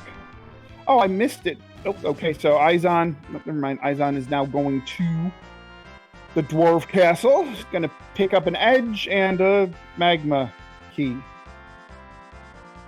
Yeah, but that'll put you closer to the 10 items, which I wondered if pass counted, and it looks like whenever the P flag is turned on, it does, because we're getting the 10 key item experience. So dipwood was... That explains the strat. I didn't understand why you go back to the main world for just the 1 item, but for the chance at 10 key items, it made sense. I don't think anybody has seen the boss at the top of the tower. I don't think. Nobody's gone there yet. Dipwood is now out of coffins. You could probably still force out more eggs if you wanted to. Edge could probably one-shot them now. Yang, maybe. Especially if Edge is equipped with the daggers. Yep, there we go. He parried the Yang, and now Yang's taking care of him. Be interesting to see how far Dipwood goes. So the question is how far is Dipwood going to go at this point? If you're worrying about agility, you don't have to, but if you are worrying about it, 55 is pretty much the cutoff for Cecil. So you don't want to go to 55 now. You want to have that buffer for bosses. And it may become impossible to even hold Cecil's level that low at this point. And when I say 55 is the cutoff, I'm talking about if you equip the minus agility weapon. This is true. GreatWightHope still hanging in there against this Dragon Lunar. We get our trip to the tower now. 2 items here. And Eizan making the play that many in chat were favoring, and that is ditching Rydia for Edge. I do making a good point that at 55 plus, once you have enough HP on everybody to survive Big Bang unnerfed, the agility manipulation is not as important. Yeah, I absolutely agree with that. Can still make your life easier, however. For example, sometimes you can get past the fight without ever having to re-berserk the melee characters. So it's the evil wall at the top of the tower.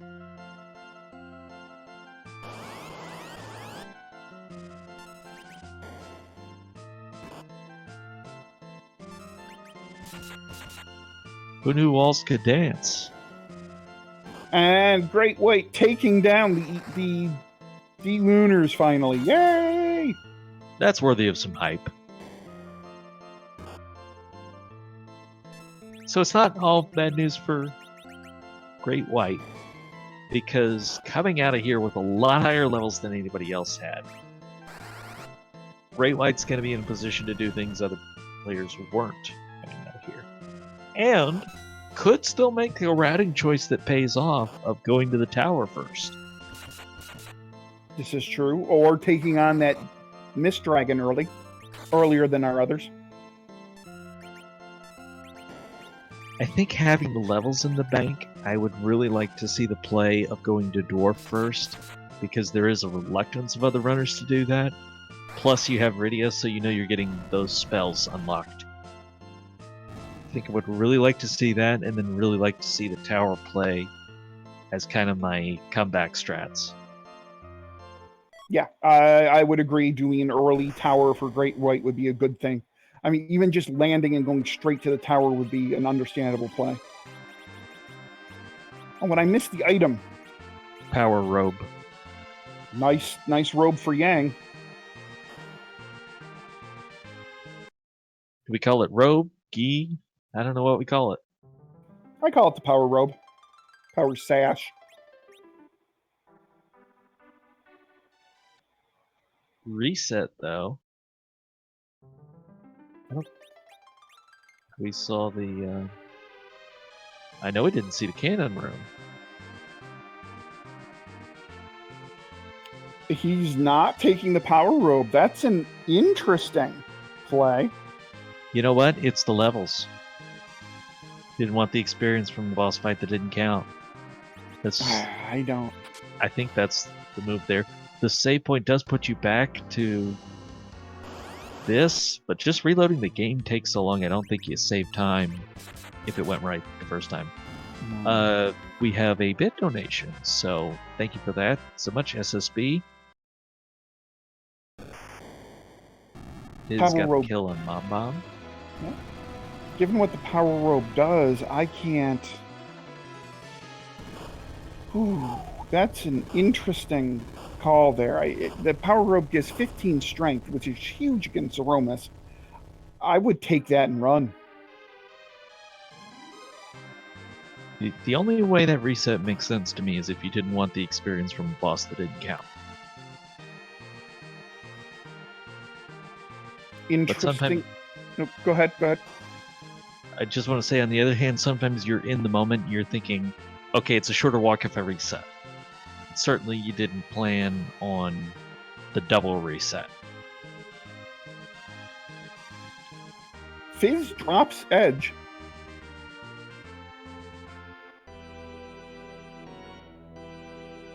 Well, probably what you were talking about earlier about not having the equipment right now.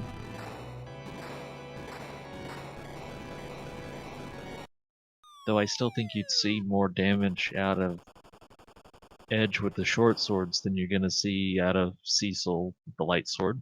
Could be wrong. Right, what is the cannon room item? Well, that is an item. The Earth Crystal is certainly an item.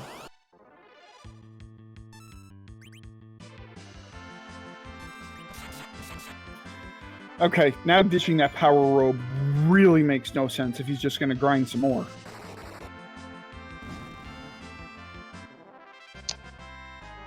That makes me think that the idea for dipwood was just save time, because you certainly didn't plan on the double reset.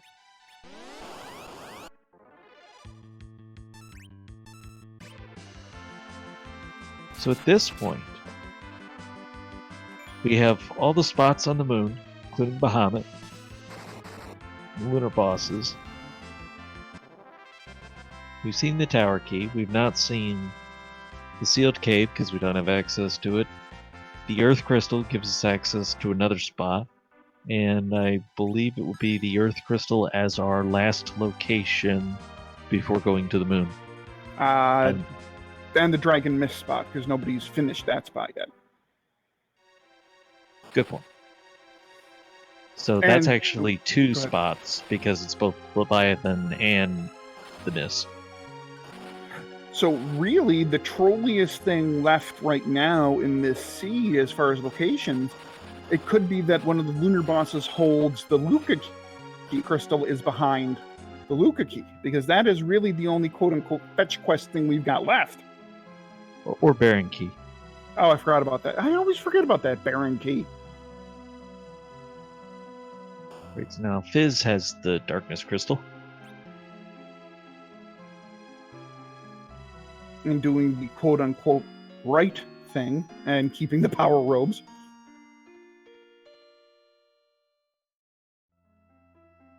Just want to mention, if you're enjoying what you're seeing tonight and want to see even more, our next scheduled race is the 18th at 7 p.m., also here on RPG Limit Break.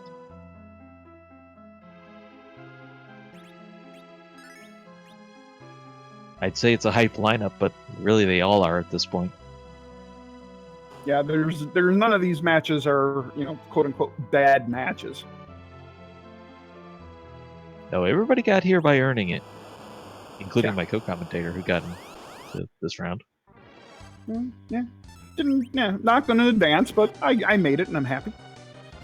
Zeus Gauntlets, I believe, were in the Fabul throne room, I think. They were in Fabul somewhere, I think.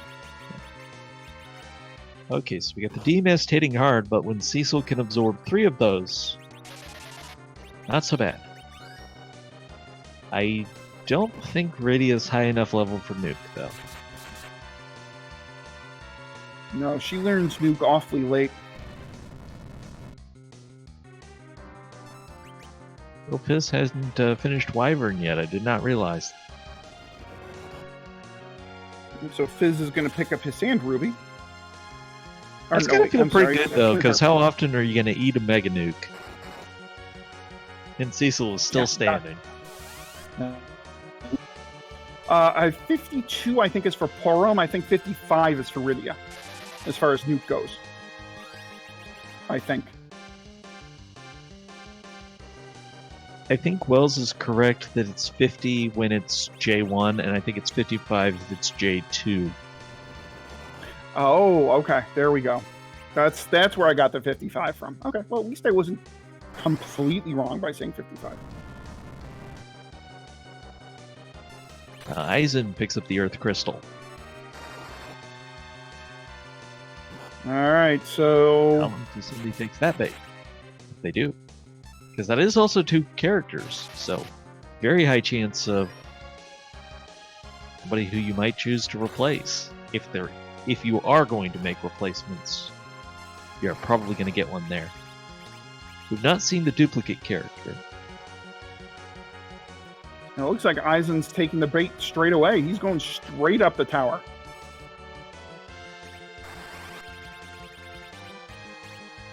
Well, after checking some treasure chests, it looks like.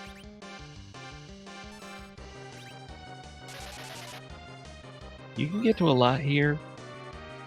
I don't know how much value I place on it at this point in the game, but early on it's an incredible haul. Well, Zeus Gauntlets make the trip worth it, as is a ninja helm. Yeah, hard to argue with that. Crystal Gauntlet for Cecil, the crystal gloves. So some decent value in there. Ooh, Silkweb. Silkweb might honestly be my favorite pickup of that room.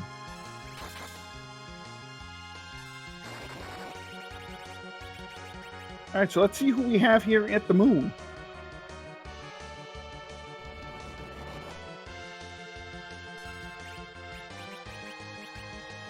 So it looks like there's some call in chat for a recap. Oh, and there's Palom.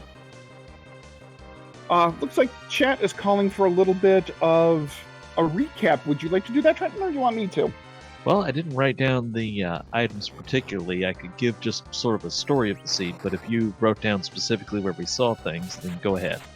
All right, which I did. So, basically, the real key thing in the seed so far, and I'll go through the key item locations in a minute, But the big thing in this is it was hook required, and the two bosses to get through the hook requirement were the Plague and the D-Lunars. So we saw a whole bunch of frog, because if you reflect breath back at the Lunar Ds, they do turn into frogs. And real quick, the Leviathan is a ninja shirt. So now that we have that checked off, I can go through a quick item recap here. We started with the Tower Key. The Antlion spot had the hook. Fabul had the Twin Harp. Mount Ordeals had the Lightsaber. Baron Inn had the Sand Ruby, which gave us Cane. The Cave Magnus had the Spoon. The Land of the Summon Monsters had the Vanilla Rat Tail, which turned into the Pass. Talking to Sheila, the Life Staff. Pan gave you the Darkness Crystal, which you got from the Ashura spot. The Pan was at the Ashura spot. The Dwarf Castle, believe it or not, had the Magma Key. The Silphs gave you the Dragoon Spear. The Tower of Babil Top gave you the Power Robe. The Super Cannon gave you the Earth Crystal, which I'm now using. And as we just saw, the Leviathan spot gave you the Ninja Robe. So we have a choice of 3 options. Crystal could be on the moon, could be here with Rydia's mom, which is only the adamant.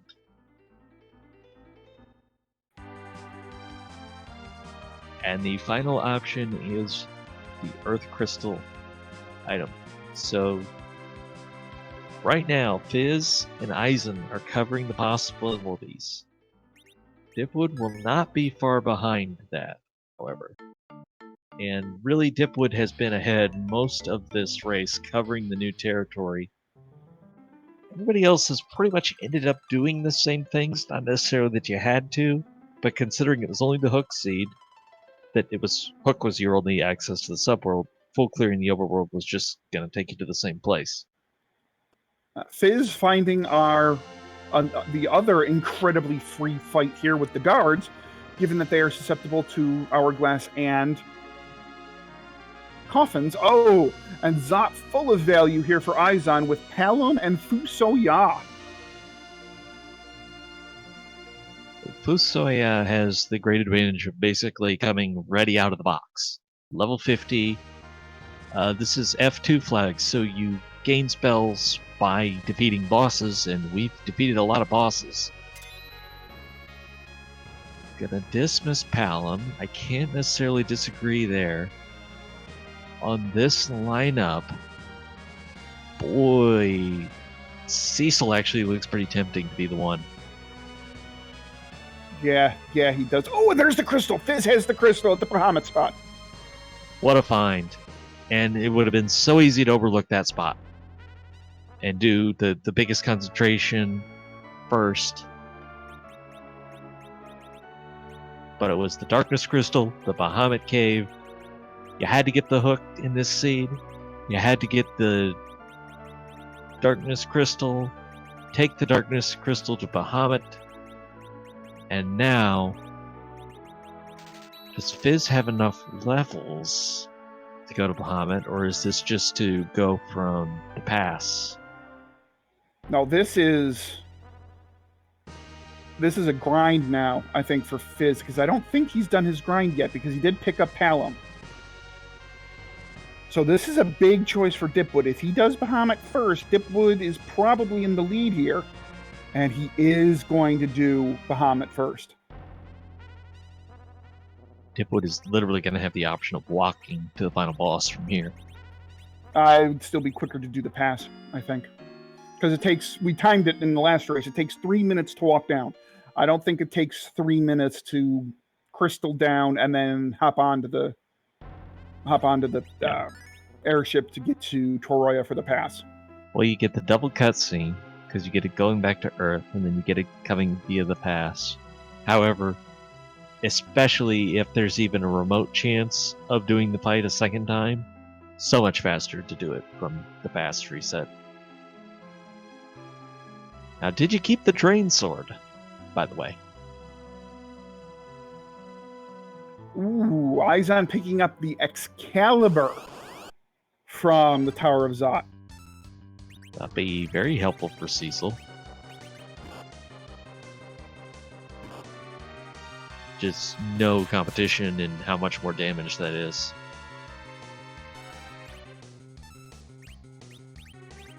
But if you have the hype sword, you can take Cecil to a higher level and manipulate the agility. You could even potentially manipulate the agility back all the way down to 14.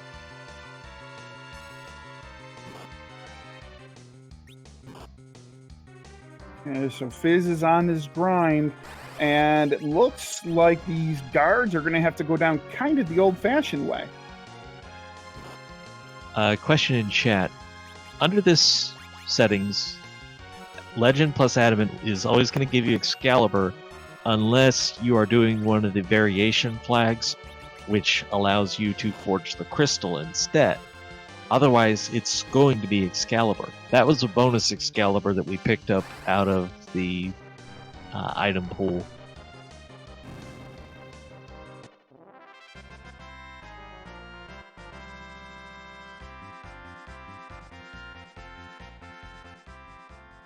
Right, so how long is it going to take one of our runners to get to Zaramos? Fizz is clearly minding Cecil's agility, checking it here.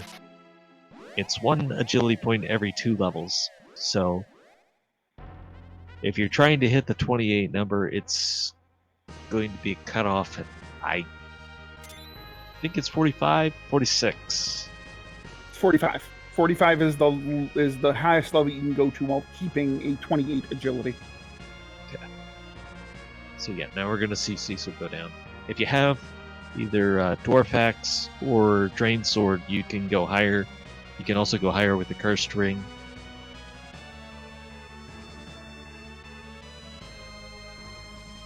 But people often forget the poor, neglected Drain Sword and its wonderful, wonderful hype abilities. You are definitely a proponent of that Drain Sword, that is for sure.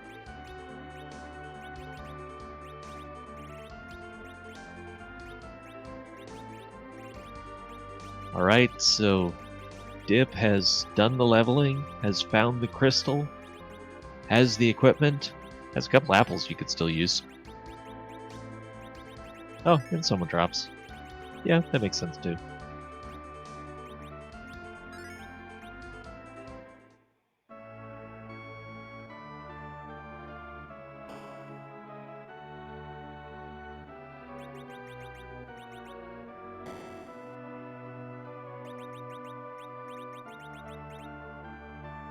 I think I might have... I mentioned the variation flags. One of the things that the Free Enterprise Randomizer has is alternate ways to win the game. One is, instead of the crystal being found, you can forge it with the Excalibur. So you turn in the Legend Sword, the Adamant, and you will get the crystal in return. The other variation you can play is you are only beating the Giant of Babel.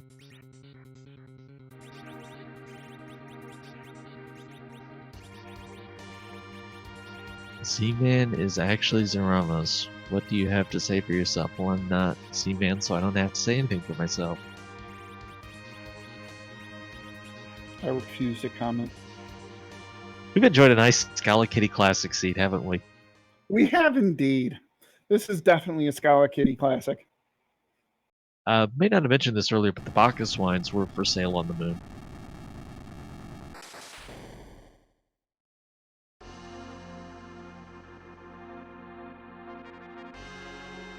That Dragoon Spear doing work for Fizz in his grind.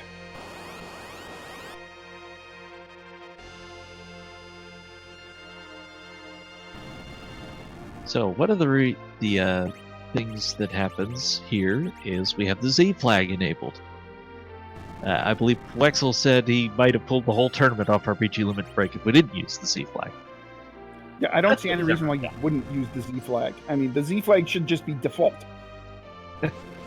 I do actually understand Boardface's reasoning for that. It's that somebody who's doing this for the first time might not understand that it is the same fight, it's just a sprite change. And we're about to find out what that sprite change is. Alright, what do we have here? Meanwhile, Eizan does pick up Palom from the moon, and GreatWightHope is going to do the what? That is from Suikoden 1. It is the final boss of Suikoden 1. Okay. Scala Kitty, you're awesome. I mean, we already knew that, but that's fantastic. I love it. Any fan of the Suikoden series is going to love it. I have actually not played any of the series. A great RPG series. Really? Okay, I might have to go find myself that game, maybe.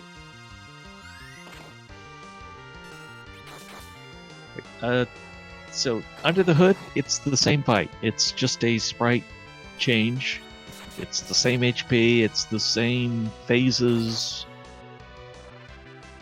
And berserk damage does pretty good here. Edge, a little lower than I expected. But I think we're only on large swords here. No ninjas or Rasengan or anything like that.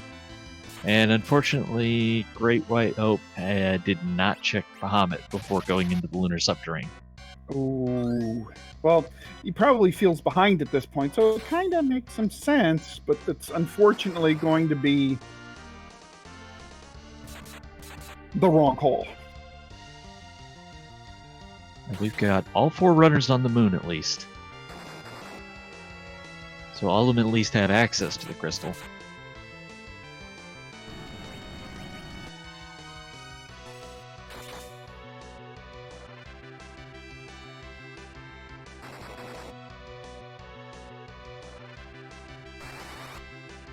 I'm just smiling because I'm sure a lot of commentators would have instantly recognized this boss, but just Suikoden being one of my favorite series of all times, this is just fantastic for me. Well, I'm being yelled at in chat to go play them, so I might just have to.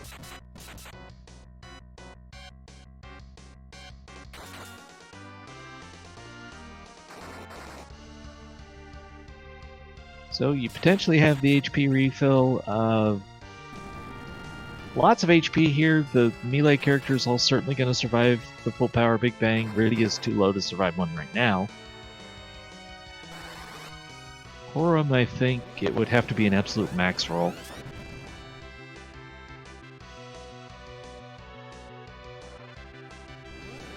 Now Fizz is the second to start on this fight, and Eizan and GreatWhite, this is going to be a long, fruitless walk.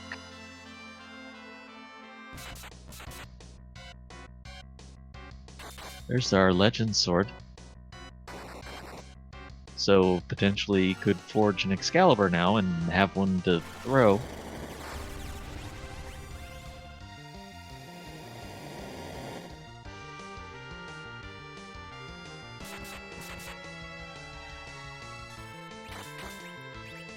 That looked like a full power Big Bang there.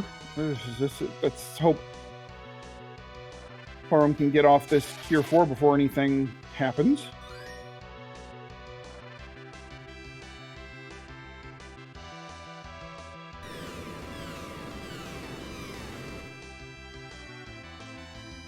And Eizan is taking on the Dark Knight. I missed which spot that is, but...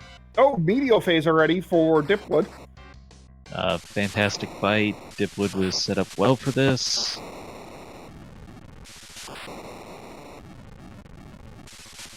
And that's going to be GG. Chat, let's hear it for Dipwood, who has put up a great run. And Dipwood going to be able to join us now. So, GG. GG. Nicely Did you expect done. that? So, I've been doing this last few races where I do not look in chat, no matter what, so I don't psych myself out. And this third time in a row, I've been pleasantly surprised with nobody has done yet.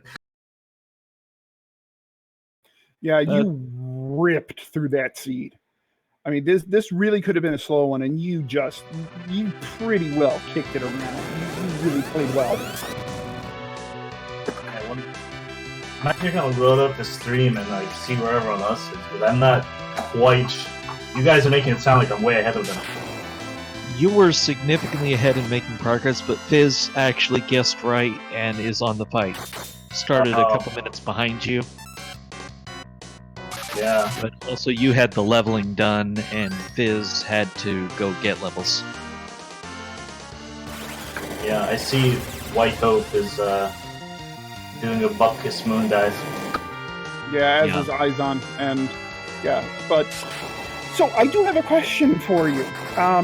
The top of the Tower of Babel had the power robe, and you ditched it and then went to get more levels anyways. What was your thinking behind ditching the power robe?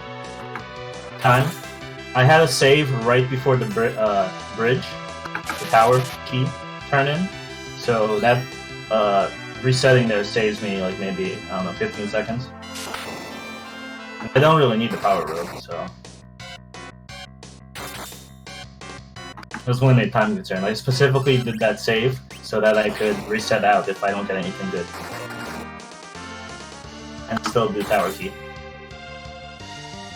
So the routing in this one provided a lot of interesting choices, although hook ended up being required. But once you're in the subworld, so many choices. How did you decide what direction to go? Well, getting to Bahamut is the fastest, and you can just exit out of that. So I figured I'd do him first. And I was rewarded with like a really easy fight. Like, I was actually worried because the fight was so easy that if anyone went to the moon early, they wouldn't have needed any levels at all to take him out. But after that, if that didn't have the crystal, I would have gone to the very bottom of the moons and worked my way up, hoping that, like, for example, the last spot with that crystal, and then I just jumped on over. Very interesting. But what about when you got to the subworld? You had Tower Key, you had Dwarf Castle. How did you make your decision there? I believe first I checked the subterranean. I mean, not subterranean. Feymarch. And I don't have 100% on what icons mean what bosses, so I checked that Dark Imp spot. I'm like, oh, okay. So instead of fighting them, I decided to hope that there would be coffins somewhere to make it easy, and there were. After that, I went to Dwarf Castle, and that was a pretty easy fight for my levels. One thing I've tried to do, based on watching Elmagus, is delay your grind as much as possible. Because when you start grinding, like even like popping a couple eggs is like a significant time sink, especially when you don't need the levels. Like it won't make you kill the bosses any faster. So I don't think I popped a single egg until I had 10 key items. And I think if anyone popped eggs before that, it would have taken up some precious time. Yeah, no one else did that, although Great White did need more levels for not being familiar with the frog strats, which I wasn't until you showed them off tonight, so thank you for that. Oh, did anyone else do them? Everybody else did them except for Great White. And Fizz joins us now. GG. Oh, thank you. Thank you. There was some there were some very interestingly easily exploitable bosses on this run, and also some not. It was a fun little exercise in do you know how to get around things. So the biggest difference for you being able to get second place here over Eizan and Great White ends up being your decision to go to the Bahamut spot. So let's talk about that. Sure. I always when I get the Darkness Crystal and I kind of got a party that I feel like can at least dive the moon, I'm going to do so and look for those, like I said, easily exploitable bosses. So I saw guards in Bahamut and I was like, well, I got hourglasses, and coffins, this is nothing. So I just went for it.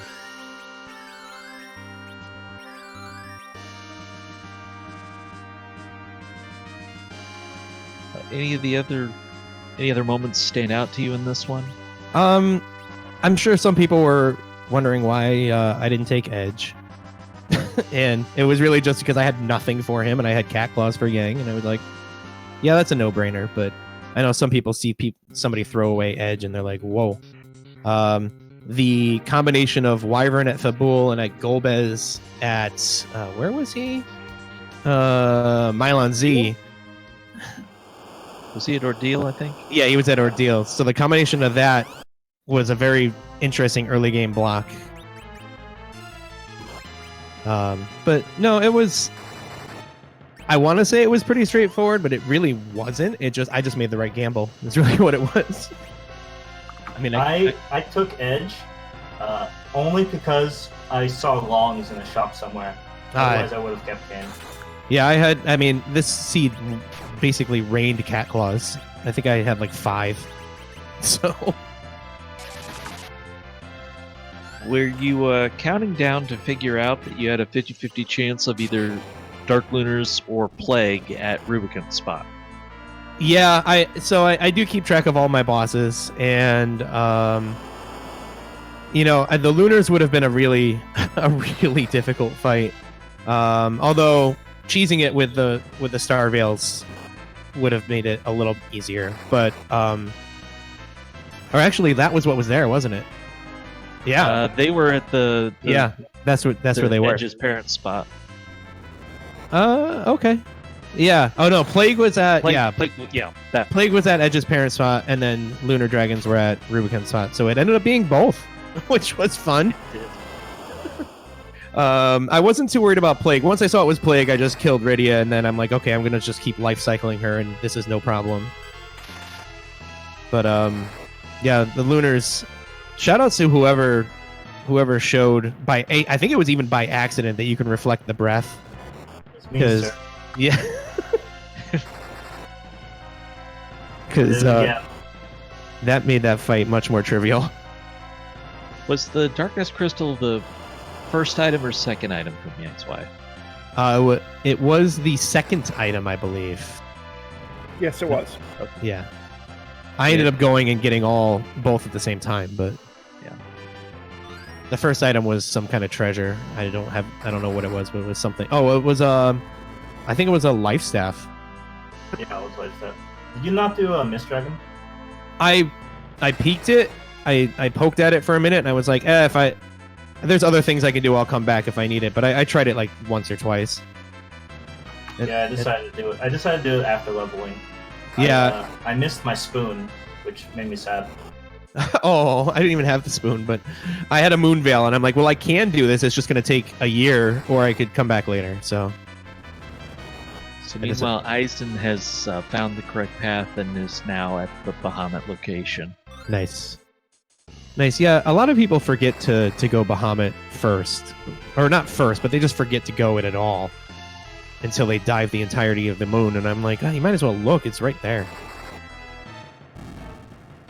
Yep. Plus, it's like outside enough that you can use the pass instead of diving the moon. That's actually faster. Right. It's just ended up be that way. Dipwood, this was your 4th race. In retrospect, what do you think of the round? I think... Oh, the round? Yeah, the 4 races. However you want to classify it. I mean... I came into this pretty much a huge underdog.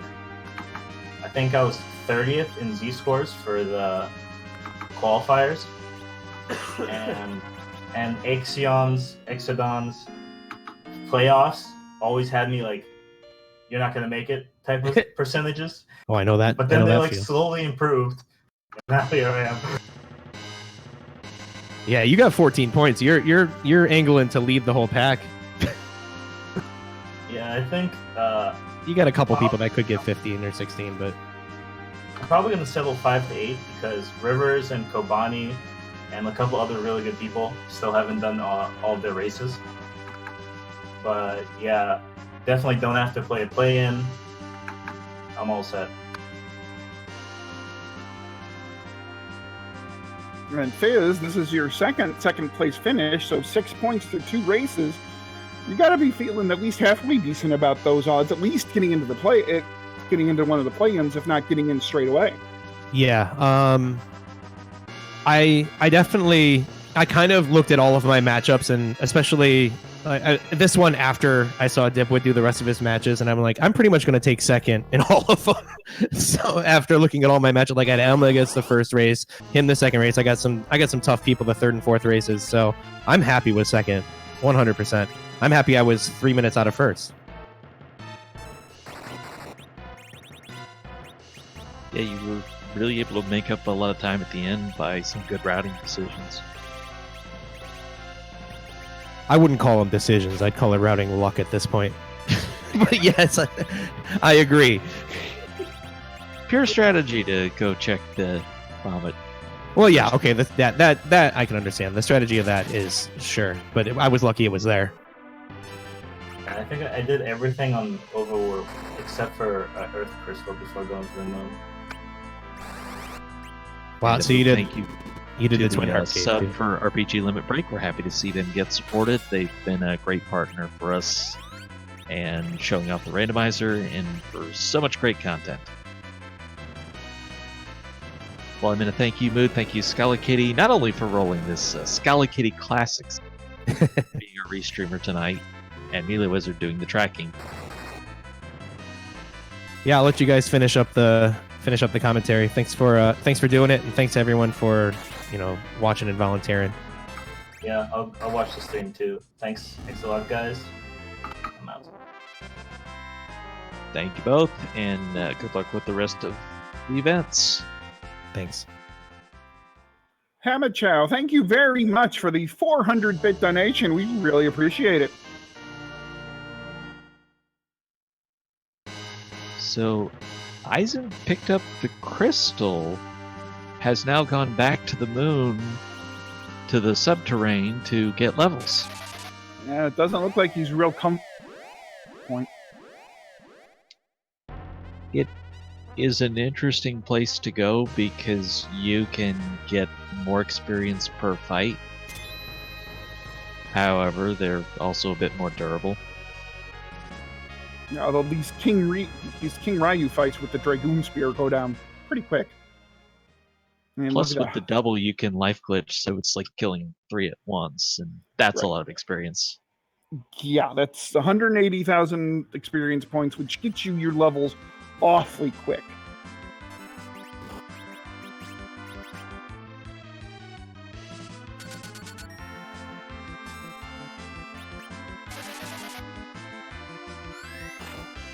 $180,000 experience for it, as Wells points out. That's a very good chunk.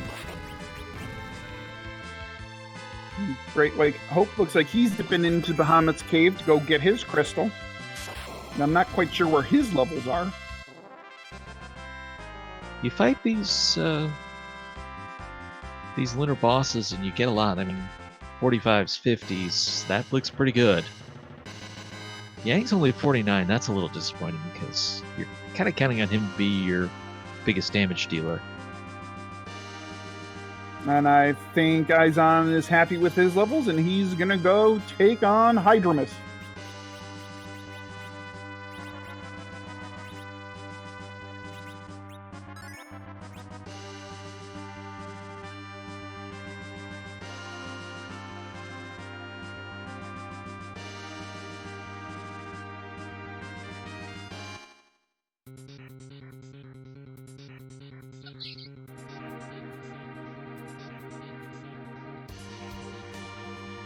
Eizan making his crawl down the lunar core, and GreatWightHope is going to make quick work of these guards.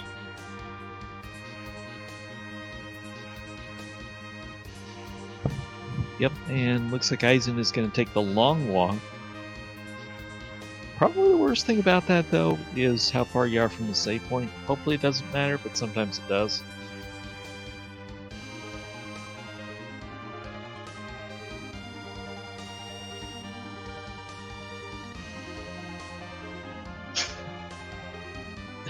Me.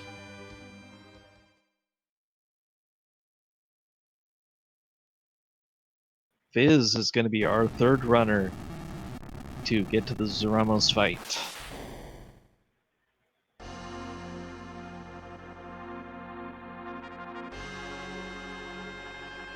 Right, our first two Zoramos fights went pretty quick, and I can imagine that this one is also going to go pretty quick, given that he's got 4 damage dealers and I think a stack of cactus wines.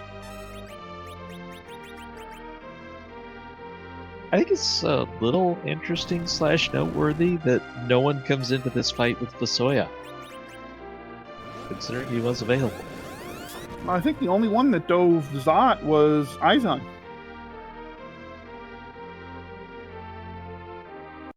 The 4 melee strats can work out well.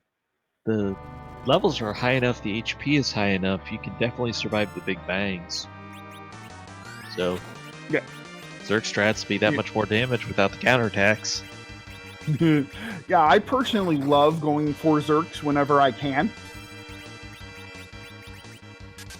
But that's me.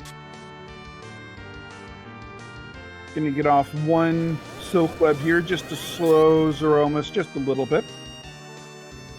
The Silk Webs will work quite well, and they do nerf the first Big Bang. They'll nerf any other Big Bang as well, but then you have to get the timing right.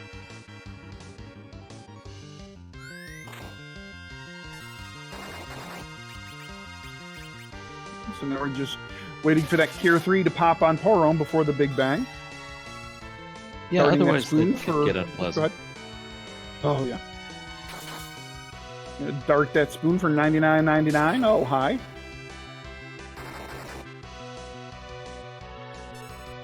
Always nice when you have the spoon for this fight, although I have taken to using it a little less often and using it somewhere else to get past a boss fight. But this was a good seed for saving it.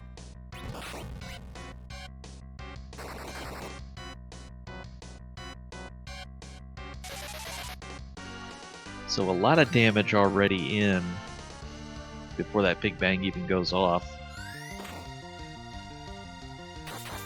GreatWight is not going to be far behind getting in here, so not a big margin for error, but also pretty safe strats for Eizan. Yeah. And I don't know if Eizan has anything more. Oh, nope, he doesn't. I was going to say, I don't know if he had anything more to dart with Edge. But now he's just going to wait for the Big Bangs and heal up and repeat the process. Didn't back row glitch, so not a lot of damage for Edge, but hey, it's just extra at this point. Right. Biscuit, I'm pretty sure Edge has 2 long swords. Sounds right. Either that or maybe an assassin dagger mixed in there, but long swords were for sale. So I wouldn't be surprised to see if he's got the 2. That would make sense, having 2 long swords. Just sitting here on Porom waiting to cast Cure 4 after a Big Bang. Which is going to be incoming after a few more attacks. There's the shake. In fact, it might do enough damage to get into phase 2 and just avoid this Big Bang upcoming. That would work out pretty nice.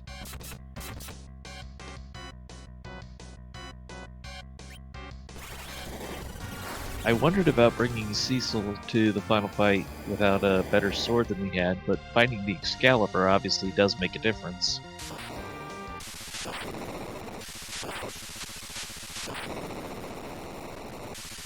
Oh, and there it is, nice and easy.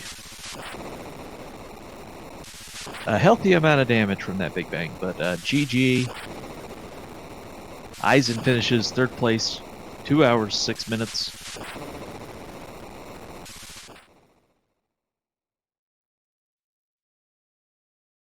Well done by Eizan.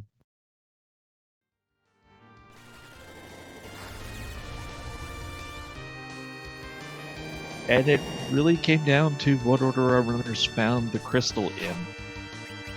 Made a world of difference. But the dipwood ran the seed very well throughout. Eizan says this is a little too late, so not gonna join us, but a GG to them. I think this was Eizan's 2nd race, so 2 more to go. Yep, this is his 2nd race, and I believe he finished 2nd in his 1st race, so I believe this will give him 5 points over 2 races. Chad asks, where was the crystal? It was at the Bahamut location. So Pan was required to get the darkness crystal, to get to the moon, to get the crystal.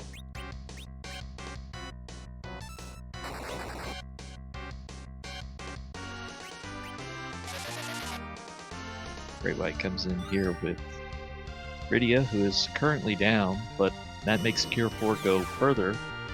Unfortunately, Porum only was 1600 HP, so a little more iffy on Big Bangs. Yeah, I'm a little worried about that HP, especially if he doesn't plan on nerfing it with the Silph Web.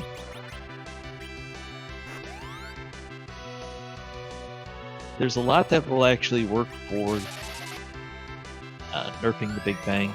Silk Web happens to be one of my favorites, and/or the use of the slow spell.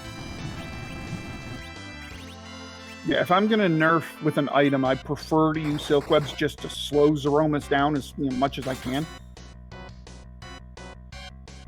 Because Porum does have the adamant armor, though. So that might help mitigate some of this Big Bang damage, so she might be able to survive. Well, good choice then, to get more magic defense. Let's see how much it pays off here. Yeah, I need to put the crystal ring on as well, so, alright. I think Porum's probably safe with the adamant armor and crystal ring. Yeah, that looked very nice. Only about 1,000 damage from the Big Bang. The magic defense does make a difference. Sometimes we end up taking more damage just by stacking the attack items on the melee characters, so that we don't have the defense against Big Bang damage.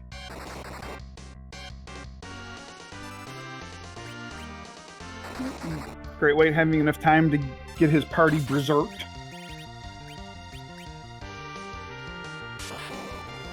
And again, if you'd like to see more of Highway to the Zemus-Zone, we've got a triple header of races on the 18th at 7, at 9, and 9:30. So those are your next opportunities to catch more. And then 2 more on Sunday, I believe. This is a weekend full of Highway to the Zemus-Zone. And that's to say nothing of a weekly that's tomorrow, by the way. Very true. Which, if you want to jump into this, that's a good place to start. Good community racing. And open to everyone. Here comes another Big Bang.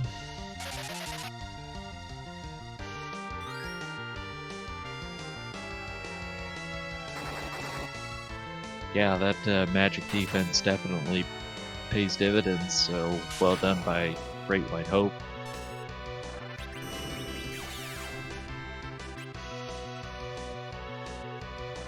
Well, I don't think he has any Bacchus wines, which is why he's using Porum to do his berserking.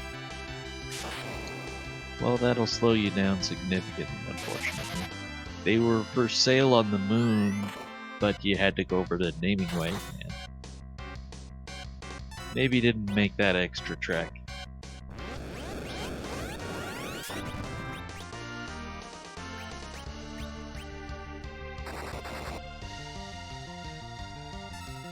Out comes a nuke.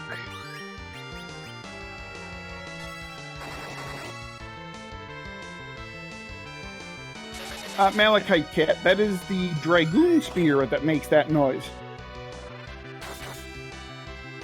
Yes, it does. A lot of people enjoy it for that reason.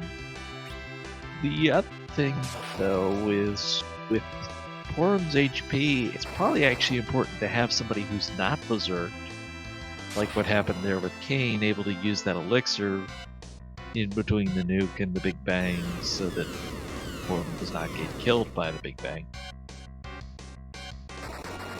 Yep, and Great White makes it to the Meteor phase, which means it's only a matter of time before Hydranus bites the big one. Or it could be like now. Yeah, when you see Meteor, you're under 10k. So Great White gets it done. And we'll see if Great White is going to join us for a few final words. But thank you to all of our runners who put on a good show tonight. And GW, GG. Thank you, GG. Well, that pesky crystal in the last place you looked for it. Last place I looked for on the moon. I was actually starting to get worried that it was in Zot. Well, that pesky crystal. I think that was an Excalibur. Yeah, it was an Excalibur and Palom and Fusoya. Ooh, I wouldn't have minded a Fusoya. But this seed I just couldn't get going. Once I got underground, it was smooth. Yeah, this one was a tough starter, and you with those hook bosses there with the D-Lunar. Yeah, I forgot how durable the King and Queen Evelyn spot is, especially when you combine their HP. Yeah, that, and they're faster than you think too. That plague can move in that spot. Yeah, it definitely does. Weirdly, Plague gave me a lot more trouble than the Lunar Dragons did. Yeah, not that the Lunar Dragons were nice either. Well, see, with the Lunar Dragons, and I think you're going to want to watch the VOD for this, there's a trick to beating the Dragon Lunars in tough spots like that. If you throw Star Veils on your party and wait for the breath attack, they will turn themselves into frogs, and then they go down super simple. Oh, that's a thing, isn't it? It is a thing. Oh well, I got to show people how to legitimately beat them with a physical party. You did, and you did Never really again. Yeah, but you did a really good job with it, though. It worked out-ish. I'm just glad that I actually chose to go to the moon, because I was considering either moon. Once I beat Ashura and completed that whole chain, I was considering either Zot or running down to the Dwarf Castle. And I'm glad I remembered Bahamut. I almost forgot, and then when I was halfway back to Earth, I was like, wait, there's one more item up there. Must check. Value at Bahamut? And then it was. Well, it's good to remember that check, because it would have taken a little bit of time to clear everything else. I mean, I only had Zot and Baron and Dwarf and Sealed Cave left. It's a lot of walking. And Leviathan at Mist, or Mist at Leviathan, that would have been fun.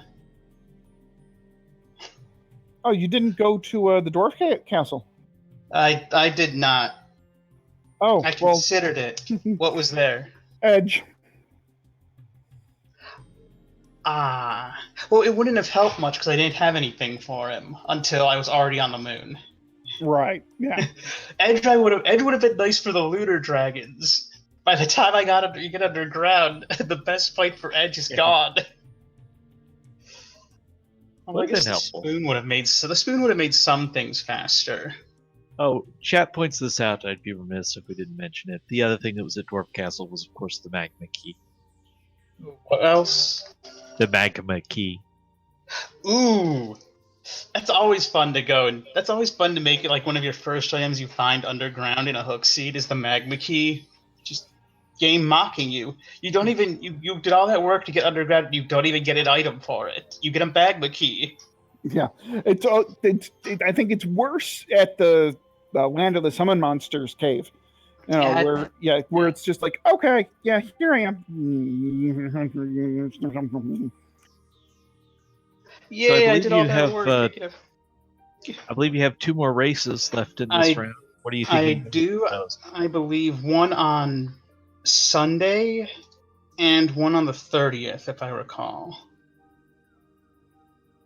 So, how you feeling heading into those? Plenty of time to get a good run in. Well, It was a blast. That's what matters. Yep. Exactly. As long as you have fun, and everybody enjoyed watching. So as long as you had fun, that's all that matters. Yep. I was able to show everyone how to not handle a hook seed, which is by wandering everywhere and dying a lot.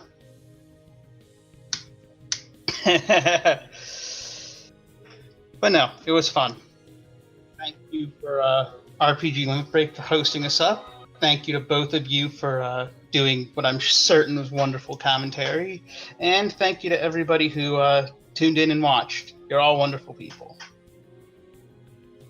Except you. You know who you are. That's all right. Waiting to hear back from Scarlet Kitty if we're going to host anybody. But again, thank you to all of our runners who have put on a great show tonight. Thank you to everybody who decided to spend your Thursday evening with us. Hope you all enjoyed it as much as I did. Z-Man, any other things to say? I had a blast doing this with you. I always do. Knew I would. And, it's always fun commentating these matches, especially when you get a Scarlet Kitty Classic. It was a lot of fun. It looks like what we're going to do is head over to see Almagus. Almagus is running Chrono Trigger Randomizer. So you get bosses, elements, different things like that shuffled. He is doing a randomizer race, and it is quite challenging. So he's a good guy, one of our commentators and participants in this tournament. And hope you all enjoy, and have a great rest of your night. Good night, everybody.